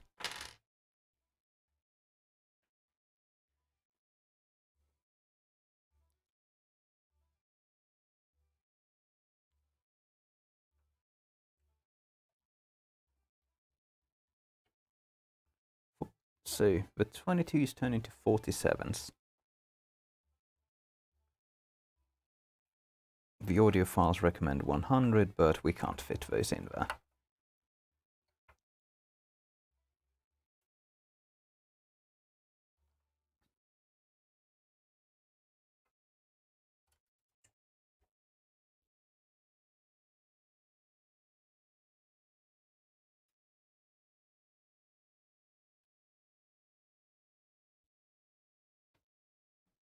And we'll solder those in.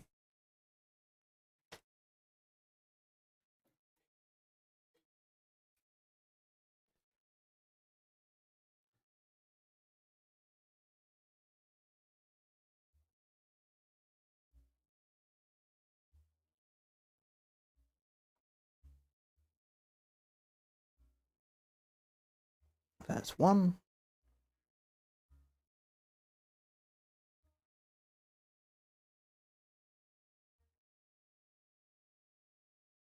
There's two.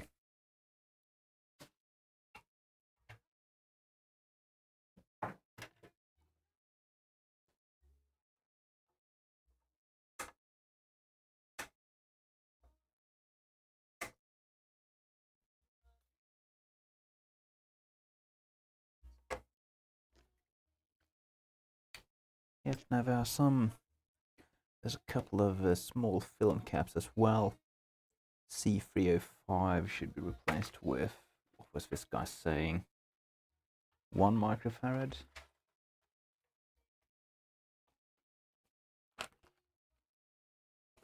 And here I have 1 microfarad 100 volt caps.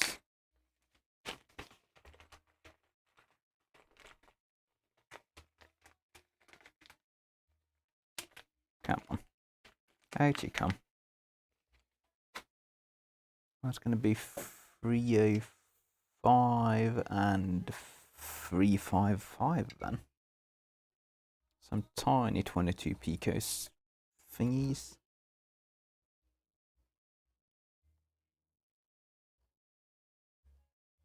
There's C305. Let's get him out.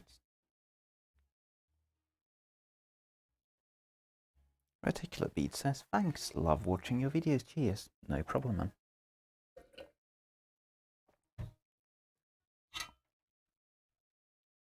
Is that going to be 355 over there? Yeah. Let's get those out. I haven't actually done any real reverse engineering on this modification. I'm just taking what's random posts on the internet are saying.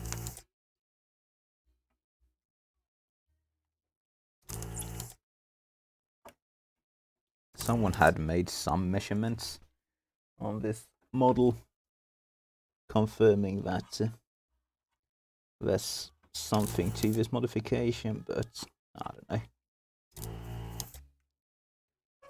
I'm just doing it because might as well. I don't think it's going to hurt anything.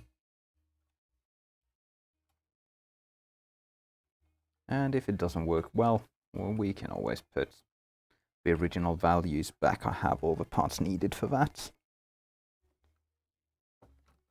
Come on, out you come.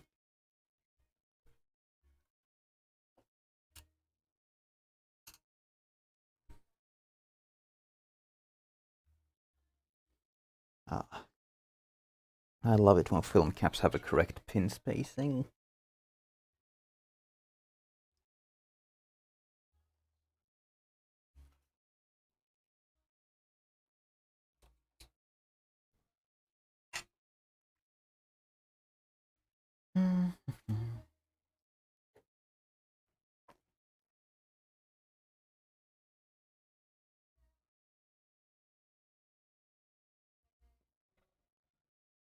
Okay, on.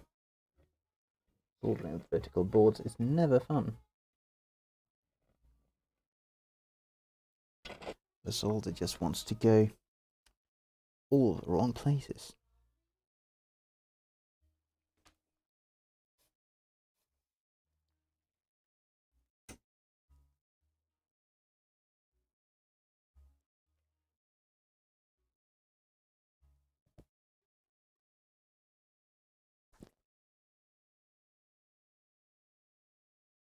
Oh, there we go. Those came with pre-cut leads, so we don't even need to cut the leads on them. Very nice.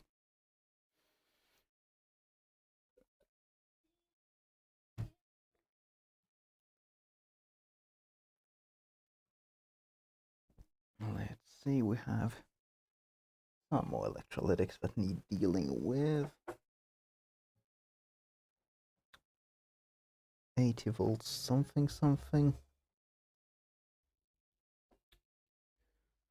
Oh. What are you?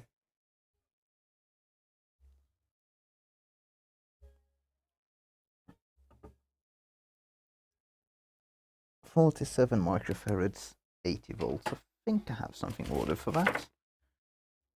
47 100, fancy golden audio caps.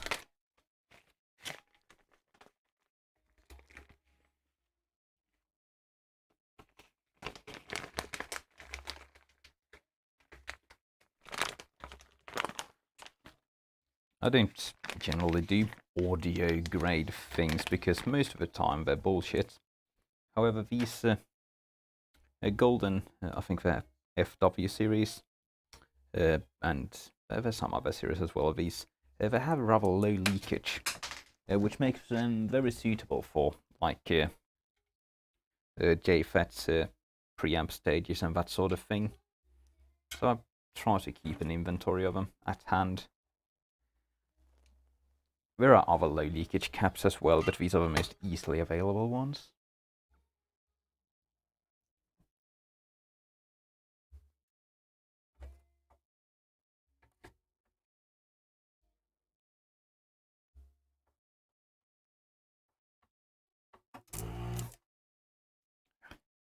We'll just walk these guys out, it's going to be easier.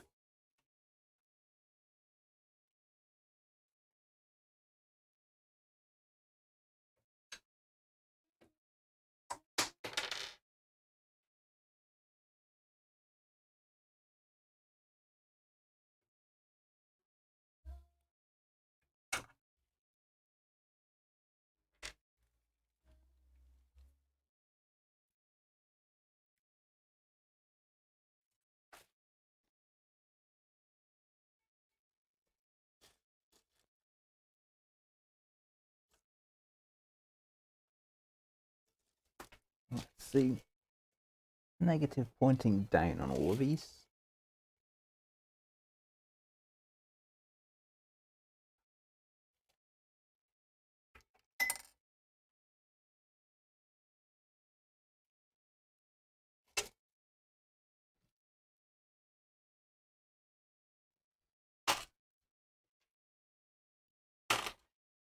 It's a lot easier to evacuate the holes when there are no pins in them. That's why we're taking the caps out and then evacuating the holes.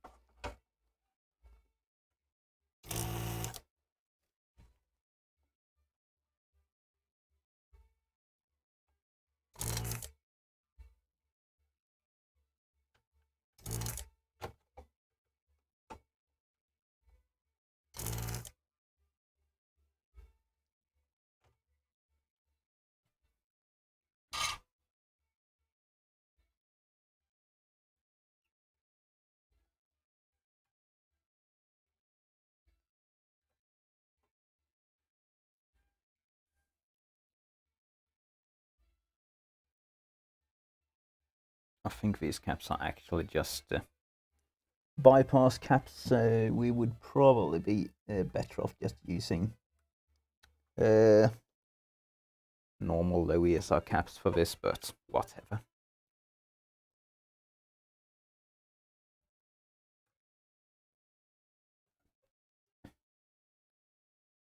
This thing has no switching power supply, so the caps don't really matter that much.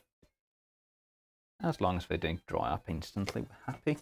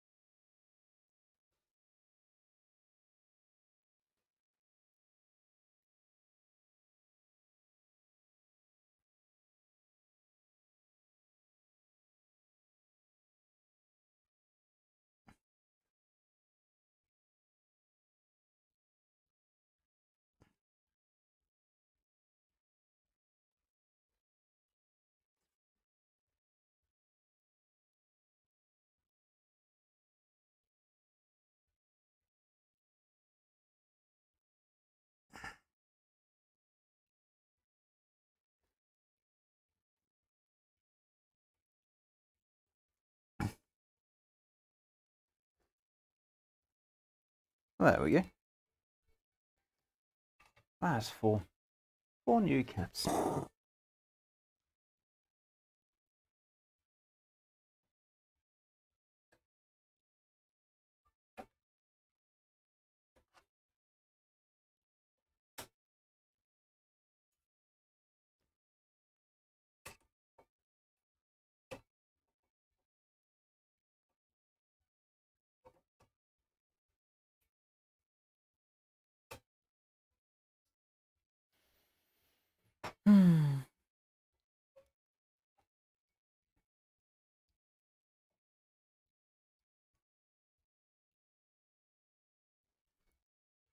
We only have some more terrible caps to get rid of.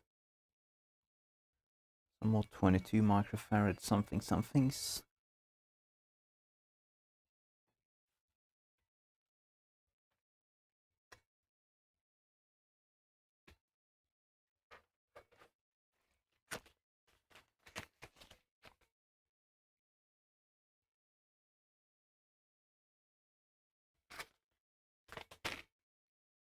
22 microfarad. Fuziela says hello. Sorry for being late. There's no need to apologize for that. This isn't particularly high quality content, we're just putting pieces into an amplifier that already works. Well, it worked when we started, God knows what it's going to do when we're done.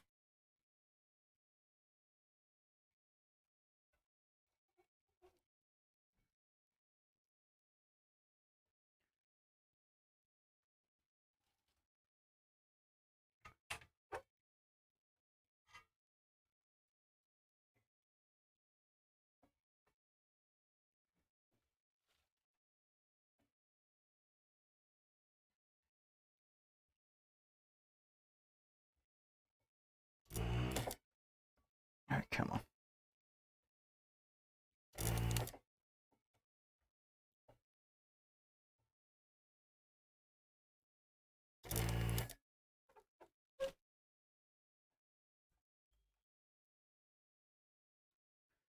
That's a 22. Is that another 22? Do we just have a lot of 22s here? No, that's something else.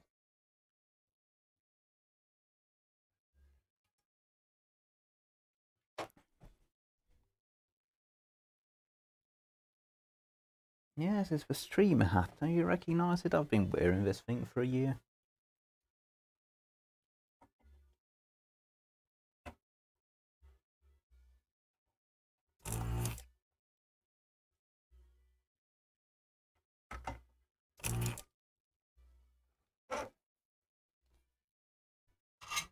Yes. Streamer has extremely fancy.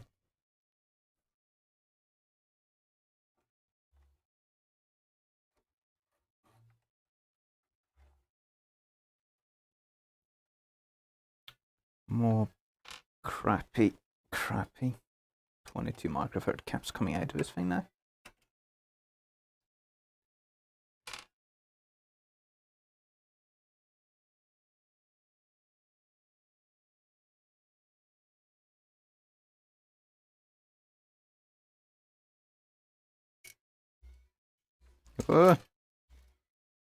Don't you dare try and escape.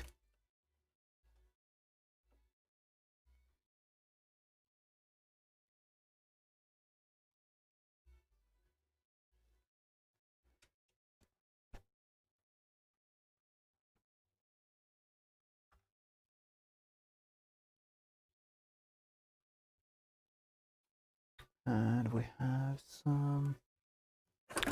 What are these? 47 micro 100 volts. I think we have new ones of these as well.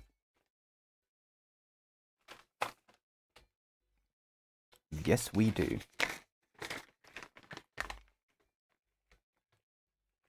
Not all that many caps left in this thing.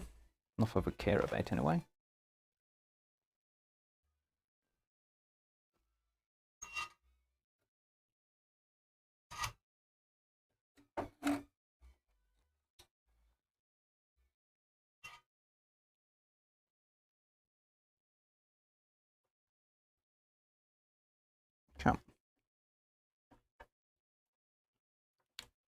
melt the solder. It's not going to melt the solder because it's completely oxidized.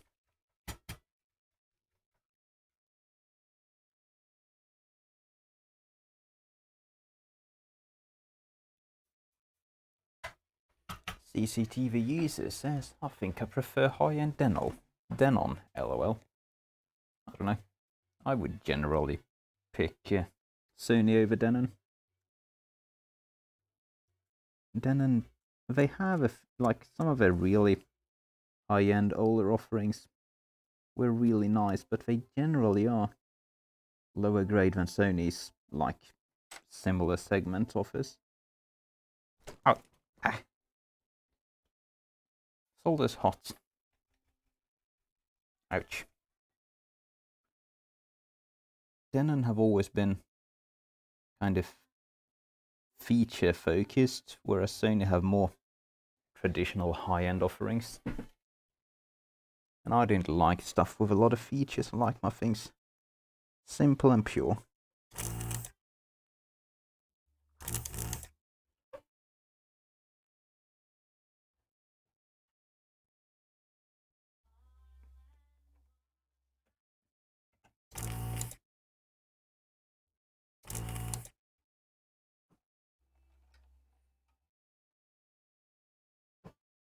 Mm, 47 micro 100 volt caps coming out.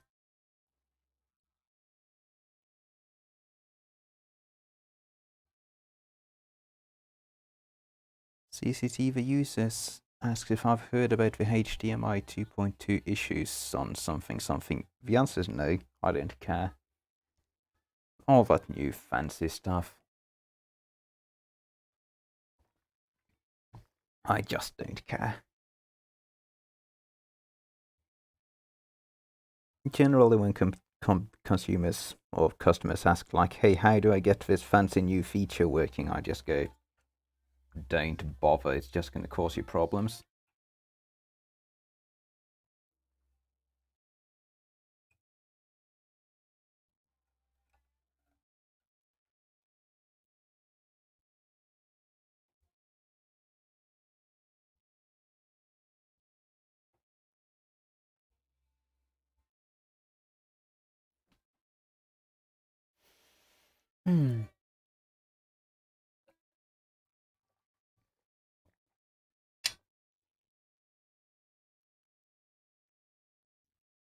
That's the wrong solder.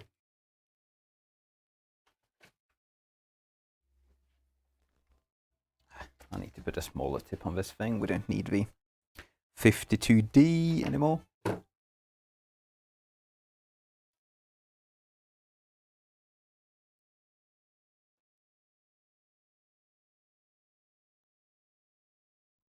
$8D, more fitting.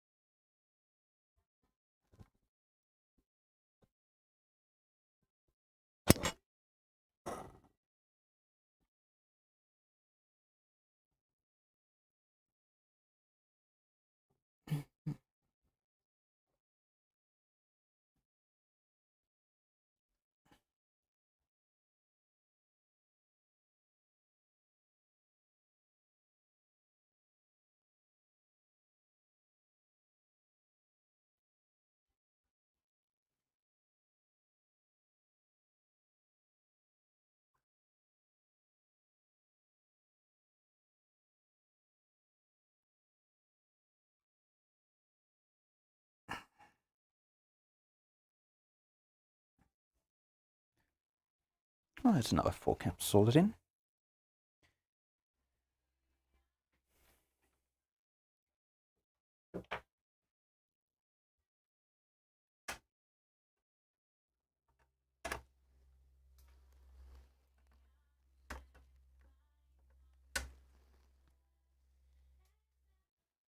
This thing is going to be so golden inside once we're done.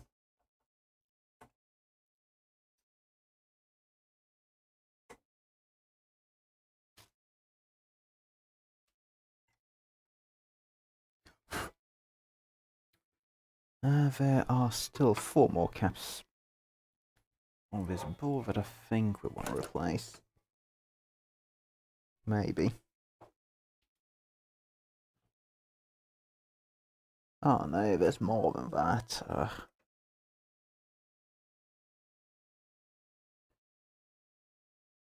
More 47 microfarads and 1 microfarad.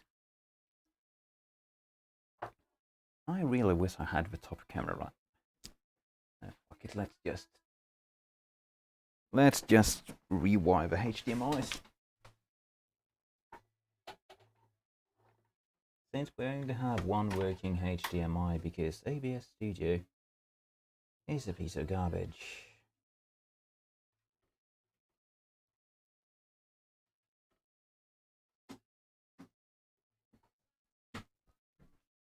That's probably a bit more interesting to watch.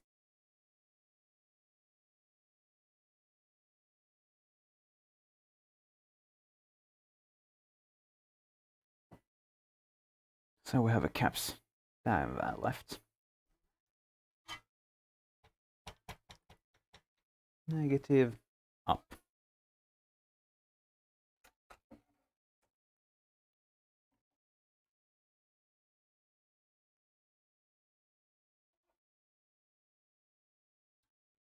I need to tension my little hook thing.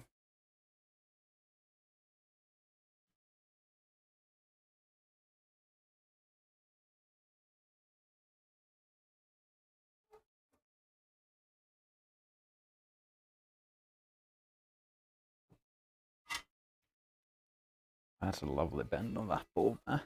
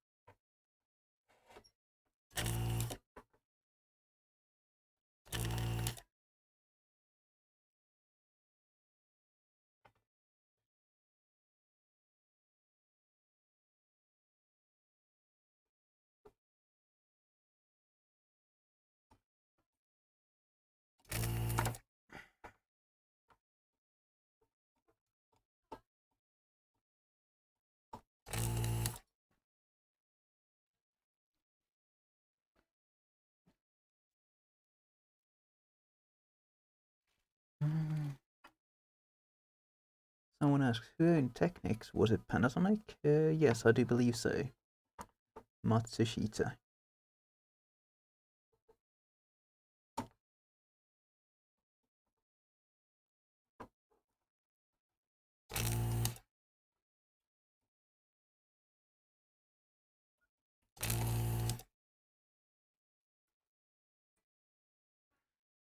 We also have a couple of 1 microfarad caps here.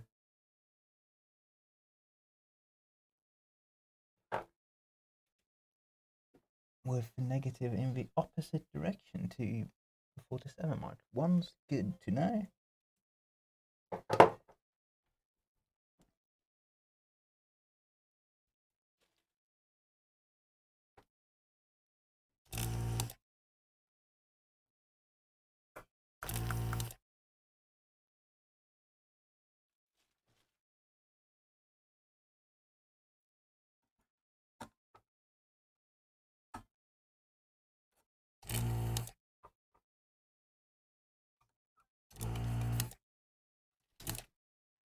That should be all the caps loose. 1 microfarad. And a bunch of 47s.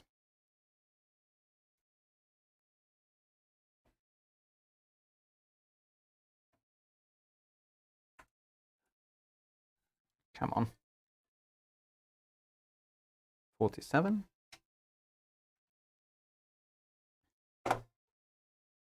47.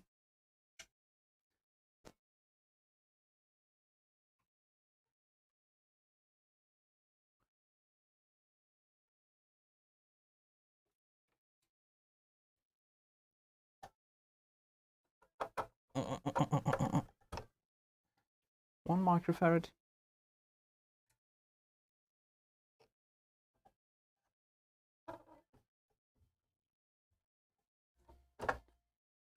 47.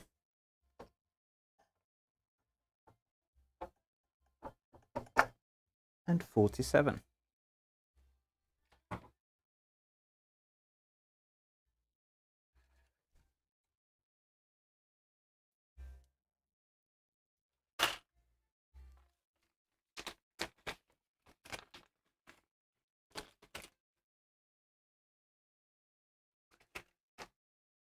New 47s.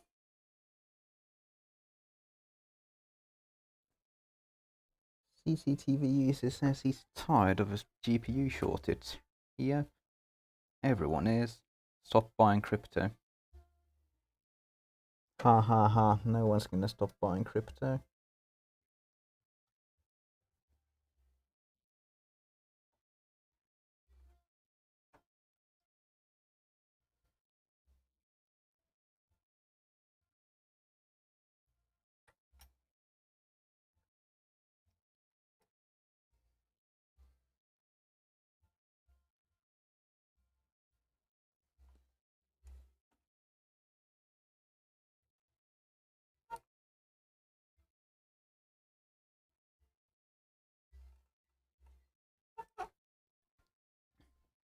And the 1 microfarad ones.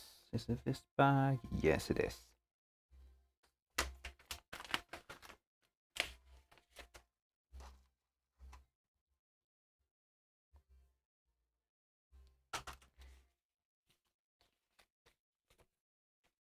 One microfarad, 100 volts.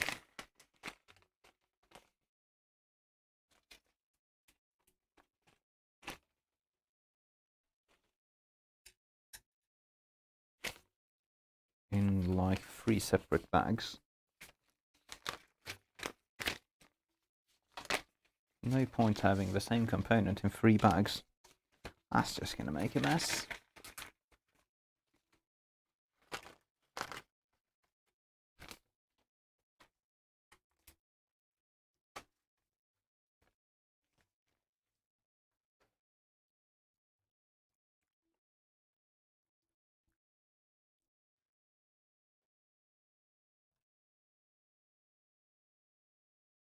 And the negative of these is in the opposite direction of the ones we just put in. Better keep that in mind so it don't explode.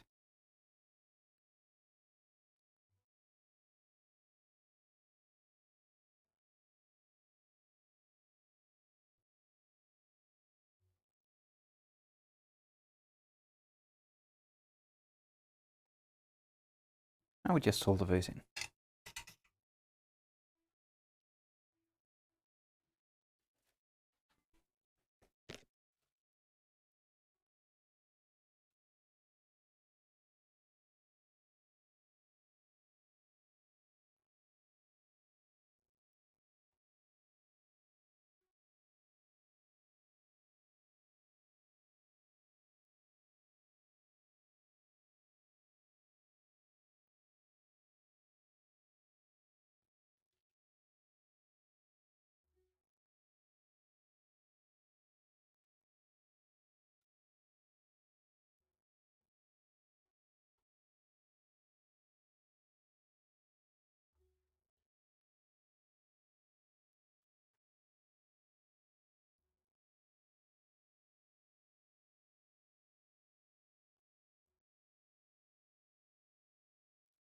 There we go.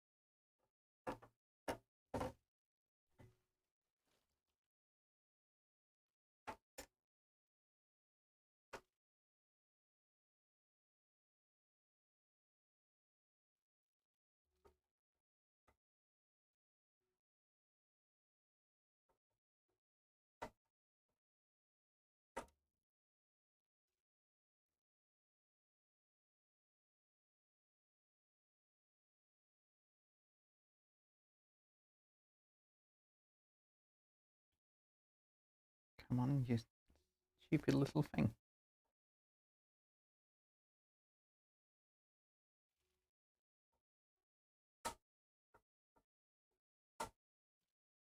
There we go. I think that's going to be all the caps on this board.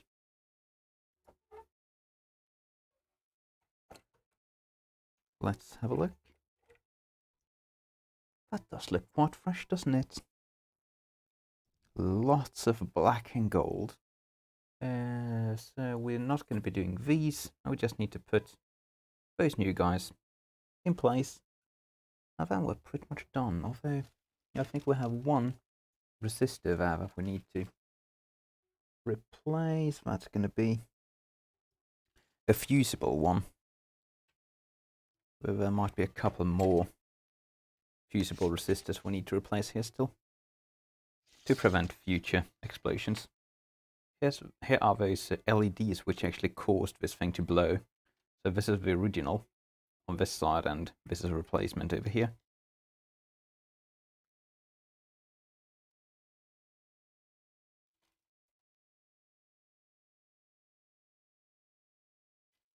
$100 ohms.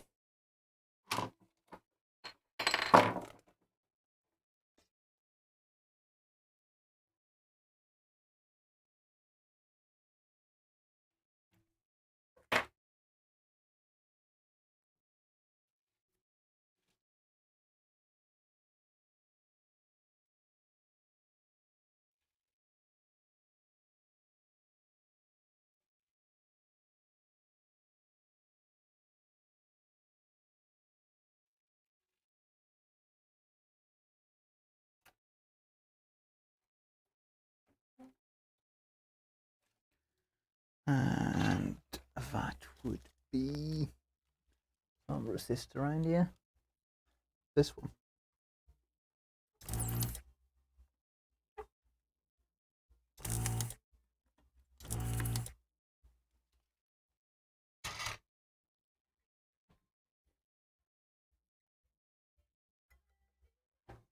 $100 ohms out. Fusible 100 ohms in.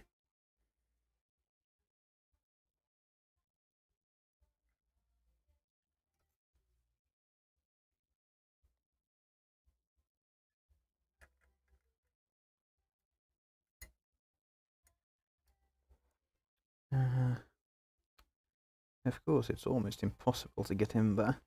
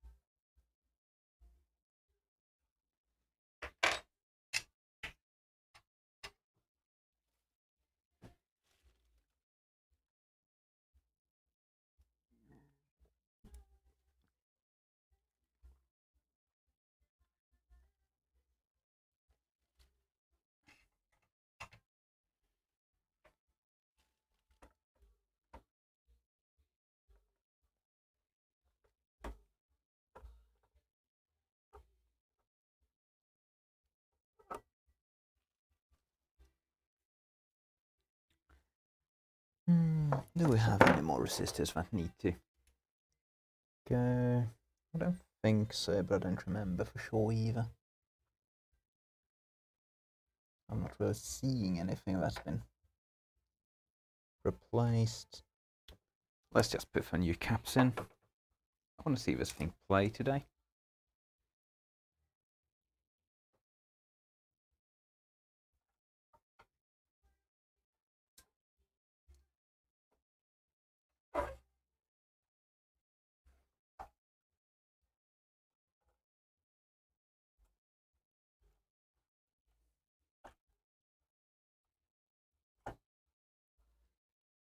Snap, go the snapping caps.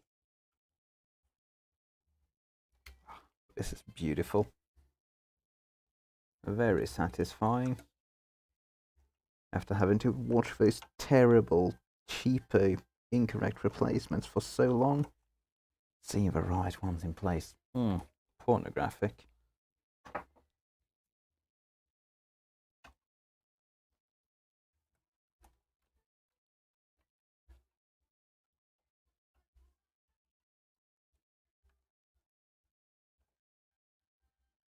Beautiful. That actually looks better than the original one, since they had this ugly top. Now all the big ones have a plastic cover. Beautiful.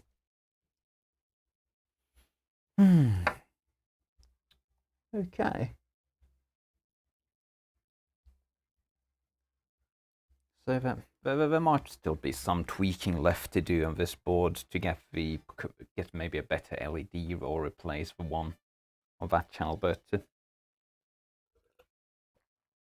I think we're almost done for tonight at least.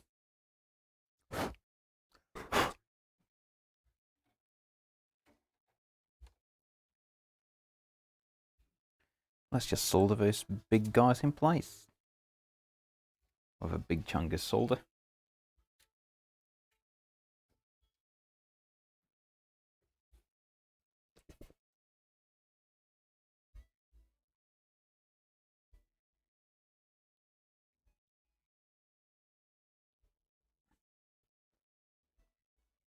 Oh, this is soldering so much better than I did hope for, since I've cut out a decent chunk of the solder points. But for actually taking solder really well.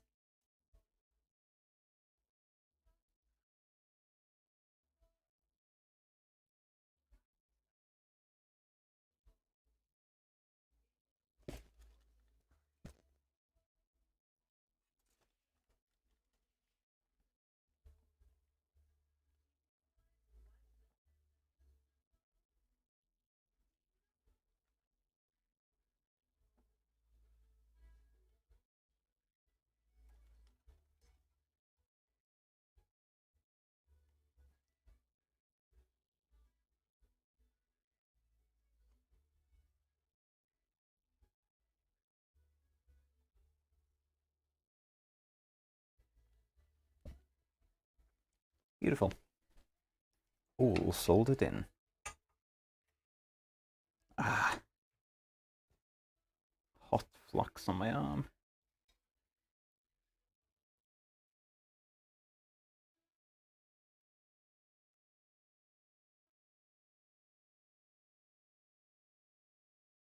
Does anyone subscribe to DIY Perks? CCTV user asks. I watch his videos every now and then. Some of them are good, some of them aren't. Like with everything in life.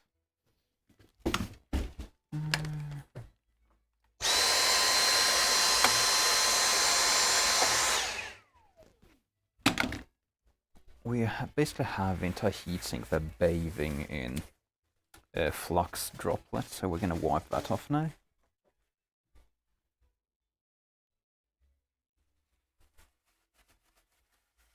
I'll try to. I don't think they really want to come off. Yeah, that's just never going to come off. Oh well. Oh well.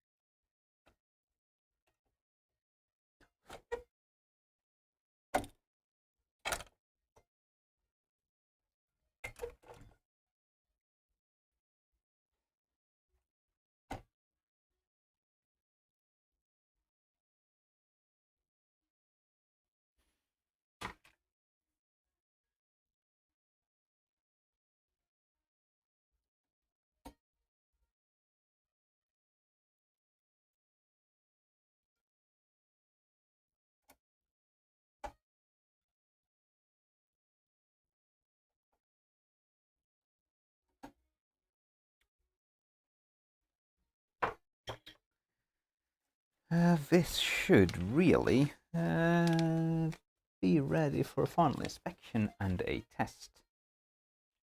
Exciting times.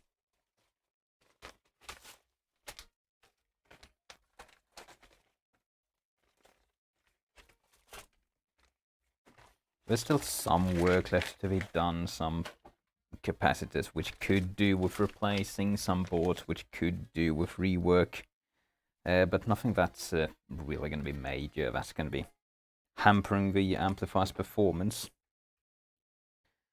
This thing, I think, prior to getting trashed, actually was a reasonably low hour unit, because it's not very burned as you'd expect from something that runs this hot.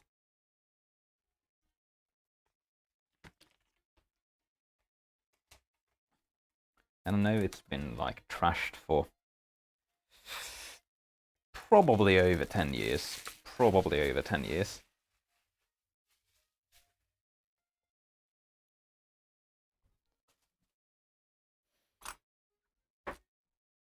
Oh yeah, we should maybe go through the protection board, but I'm not too concerned. It's going to be absolutely fine. It's not the protection board, it's the protector.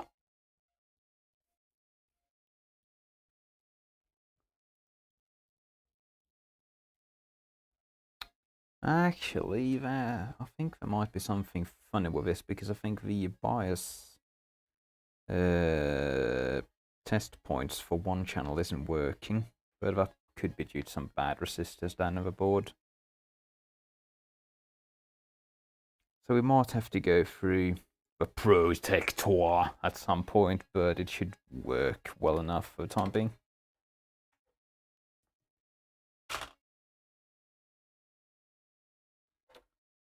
CCTV user says, I bet this beast is heavy. Yeah, it's 20 plus kilos.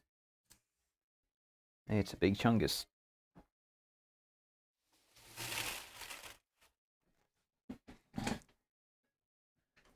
So time to just have a quick go through all the stuff I've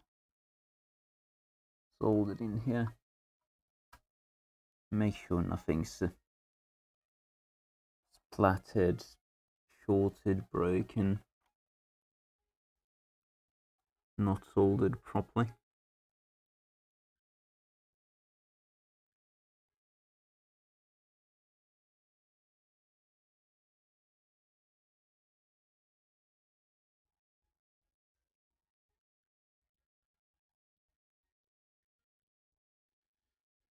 It's looking about as good as these vertical solder joints get.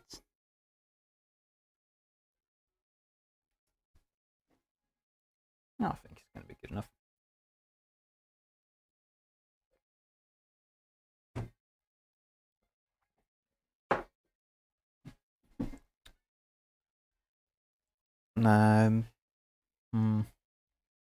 We have done a decent amount of work on this thing. Should we use the Variac? Should we not use the Variac? Maybe it's justified to use the Variac,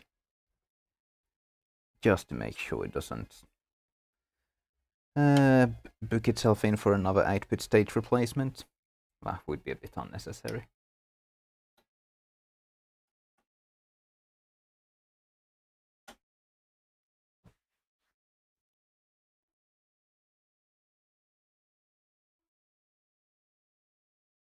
Yeah, we're bringing out the Variac.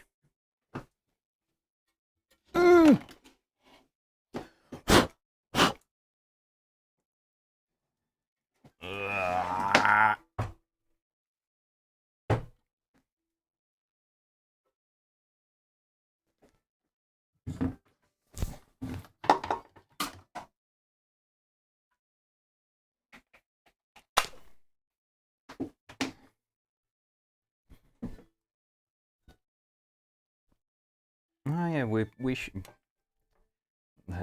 I'm an idiot. I forgot the protector. It's not going to go up in smoke because it doesn't have the protector, but it's not going to work either.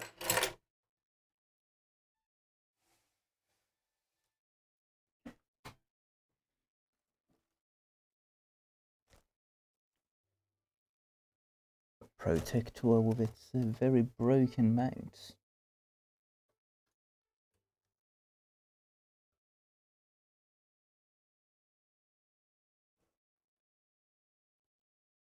protector will be hanging on with one broken plastic clip. Beautiful.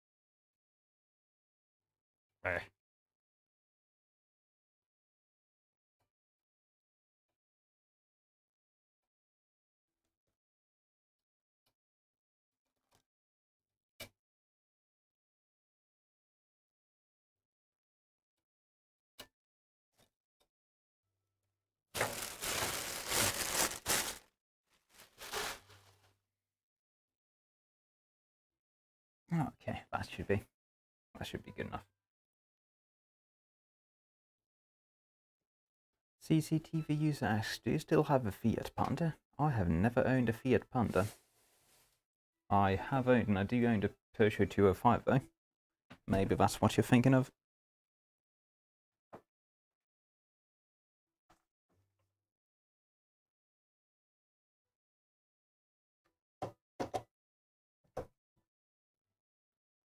The Peugeot is my baby. So yes, I still have it. So that's the 8-bit for Variac. You guys are not going to be able to see my power meter, so you'll have to take my word for it.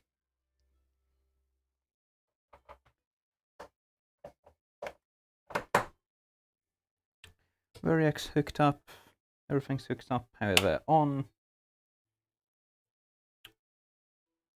I'm going to turn the music off because I want to hear this.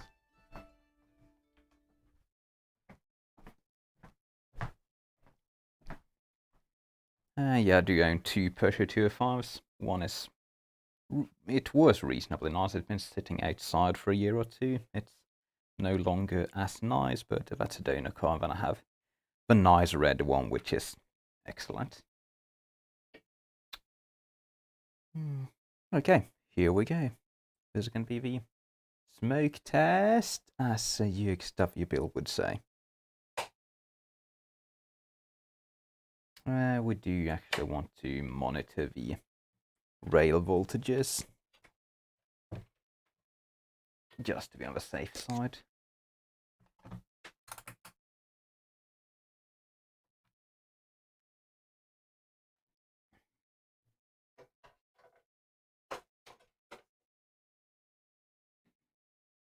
I'm not expecting any issues. I think we've done decent enough work here.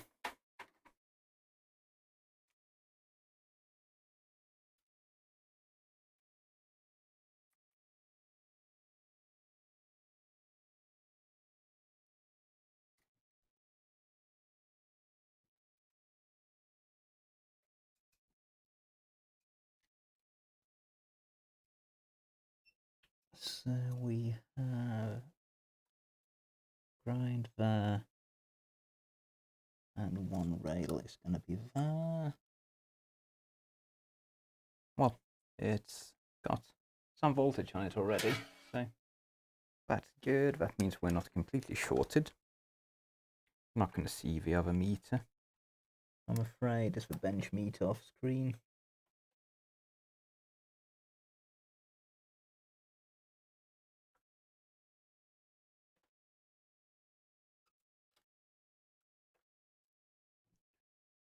Now we want to measure 200 volts, and it has the same voltage on it, which is nice. So let's turn for Variac on. We're now on.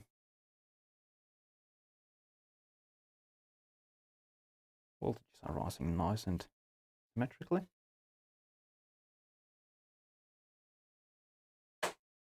No, something's funny. It was using way too much power there.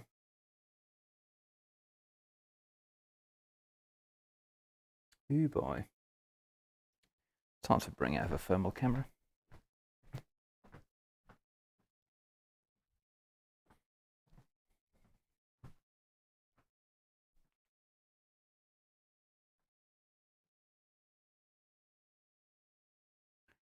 What's going on fire with you?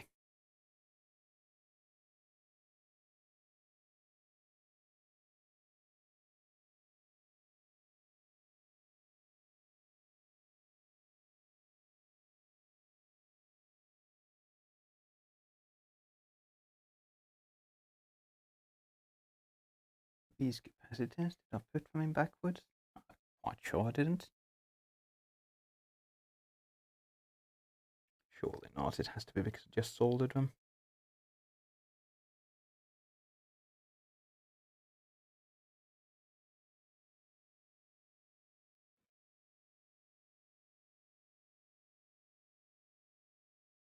I've forgotten to plug something in.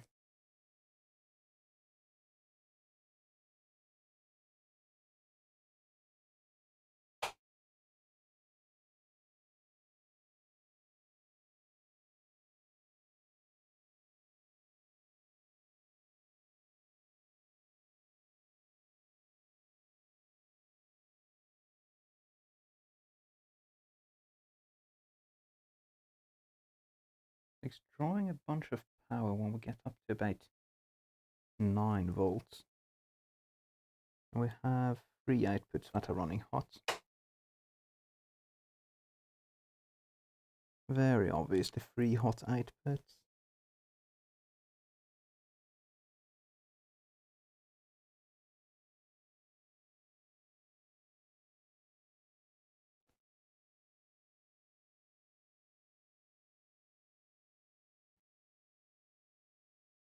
How on earth have I managed that then?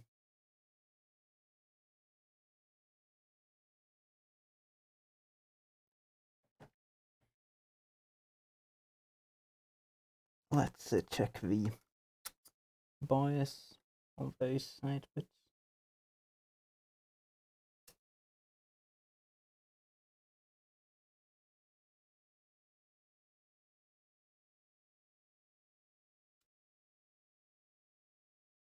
Which is basically impossible to do.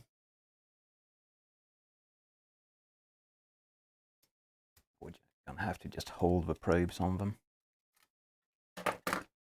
That's a bit annoying. We've taken a working amplifier and broken it.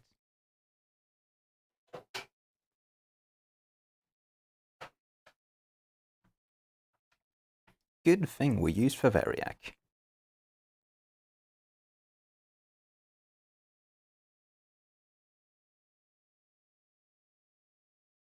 Alright, so that's going to give us the bias current.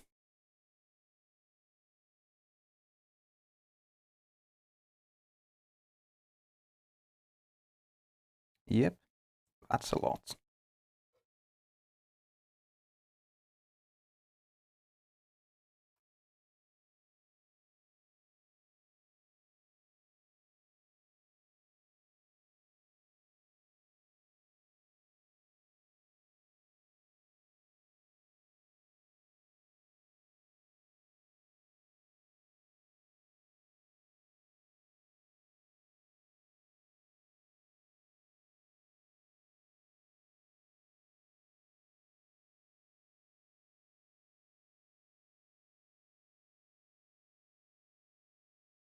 It just completely runs away. 24 millivolts there. And absolutely nothing there.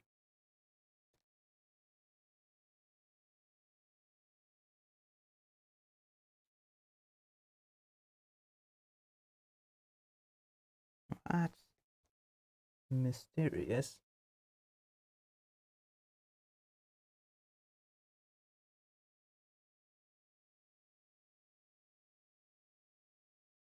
I must have goofed up some resistors somewhere.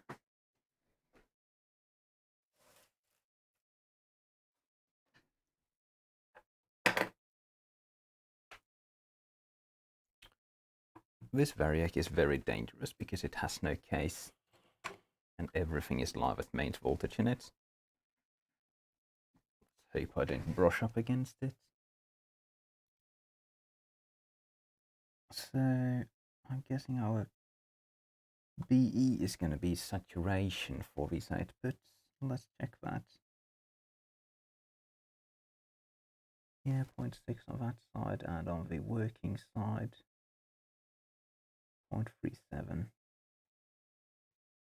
And our drivers, 0.53, 0.56, that seems sane.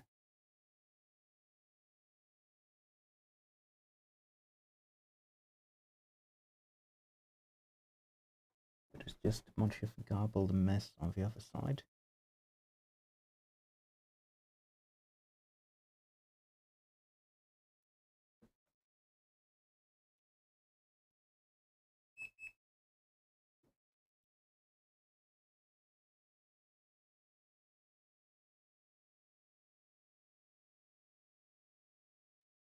Well, this is interesting.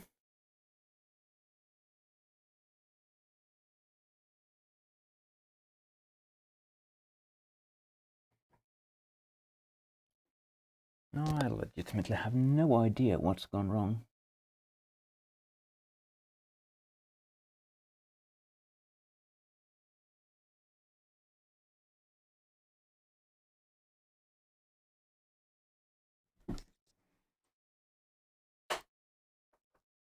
There must be some connector I've missed or something.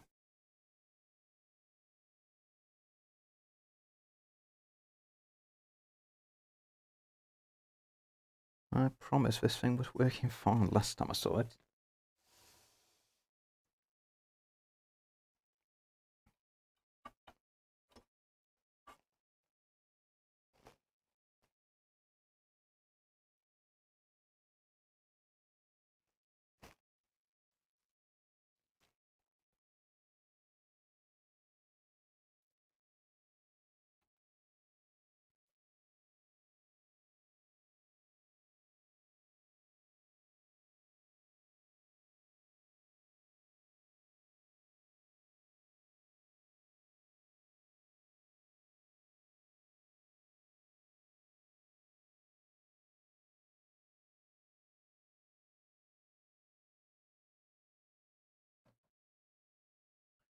It's not a biasing circuit issue because then we'd have heat in both sides of the output. We only have heat in one side of the outputs.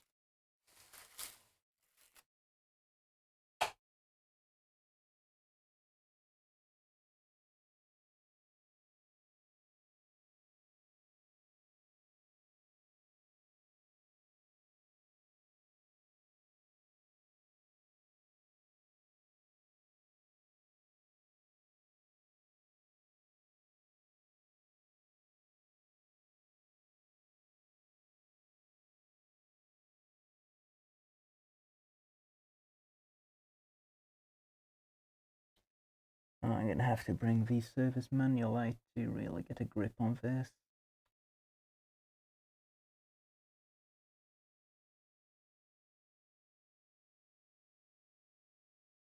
I probably just messed up one of the resistors for the drive transistors.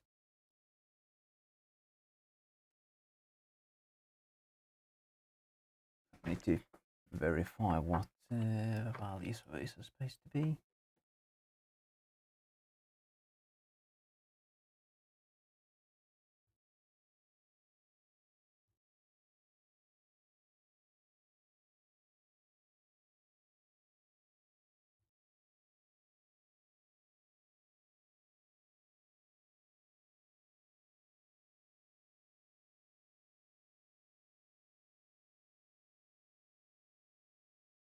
Oh yeah, the PDF manual for this thing doesn't really render properly.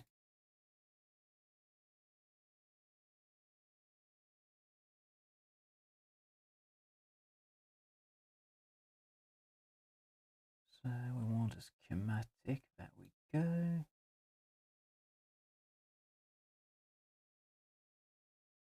So this is the power amplifier section.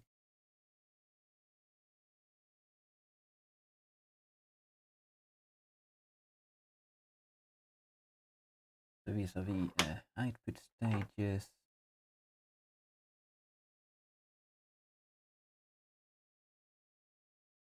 Wait, what? Now, this is curious. They've used 0.47 ohm resistors here. Oh, this has to be the wrong version of this thing. There are two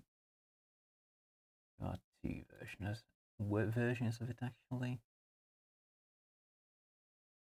It's going to be this one.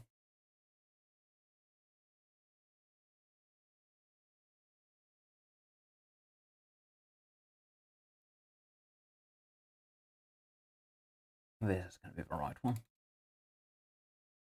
Yeah, 0.33 ohms. That's what we want to see.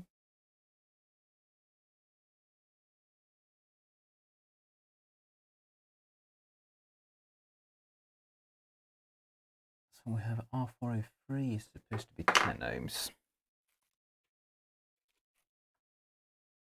I want to verify all these resistors that we've replaced around here. In case I got some wrong just by being sloppy.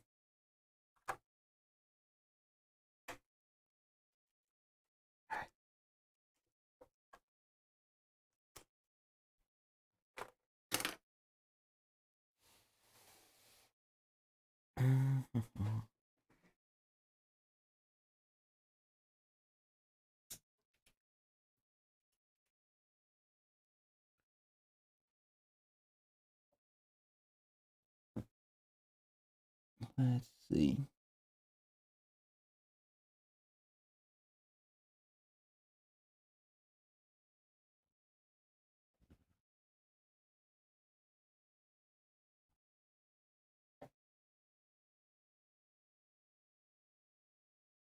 R04 is 10 ohms. That's 10 ohms.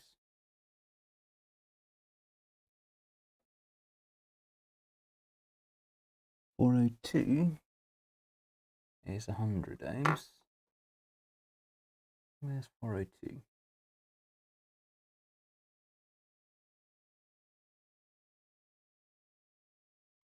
402, 100 ohms.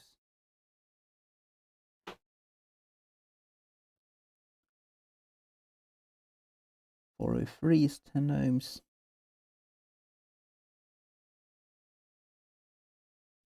And 403 is 10 ohms. And same thing here, I suppose. 452 is 100.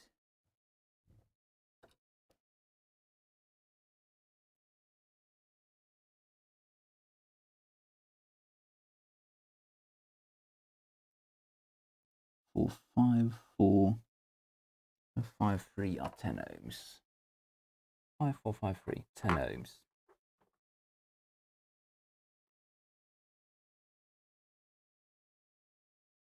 And these are all 10 ohms.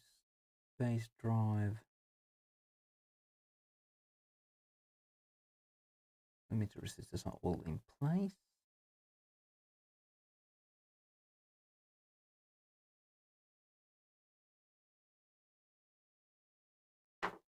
So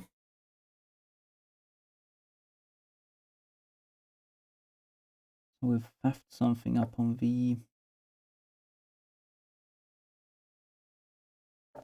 driver board, I guess, unless there's one thing here which I might have oopsied.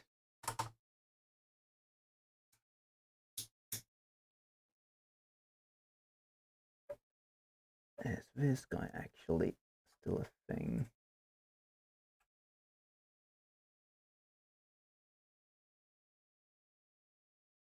Oh, come on, measure.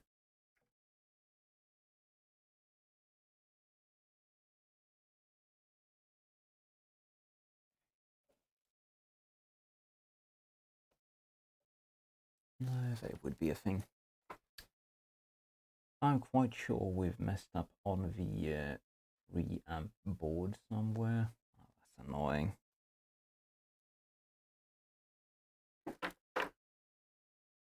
It's on the zero side. And it's, let's see, for 8, which of the transistor groups it is.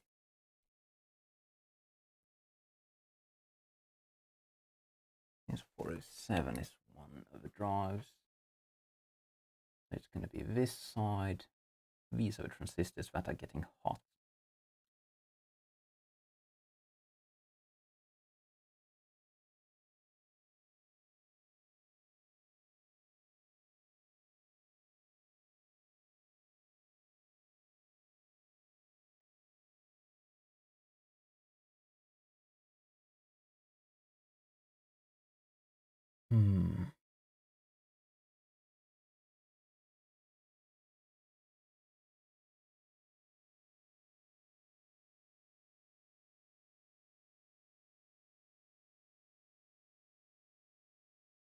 Could be R401 has failed.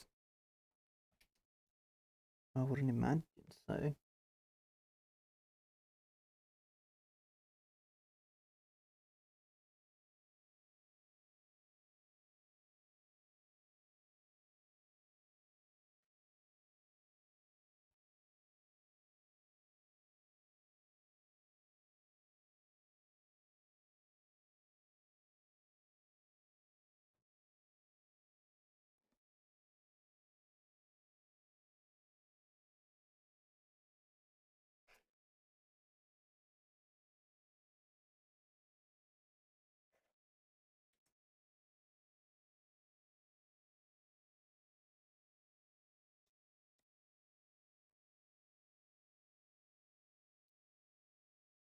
I think we're quite done for tonight, actually.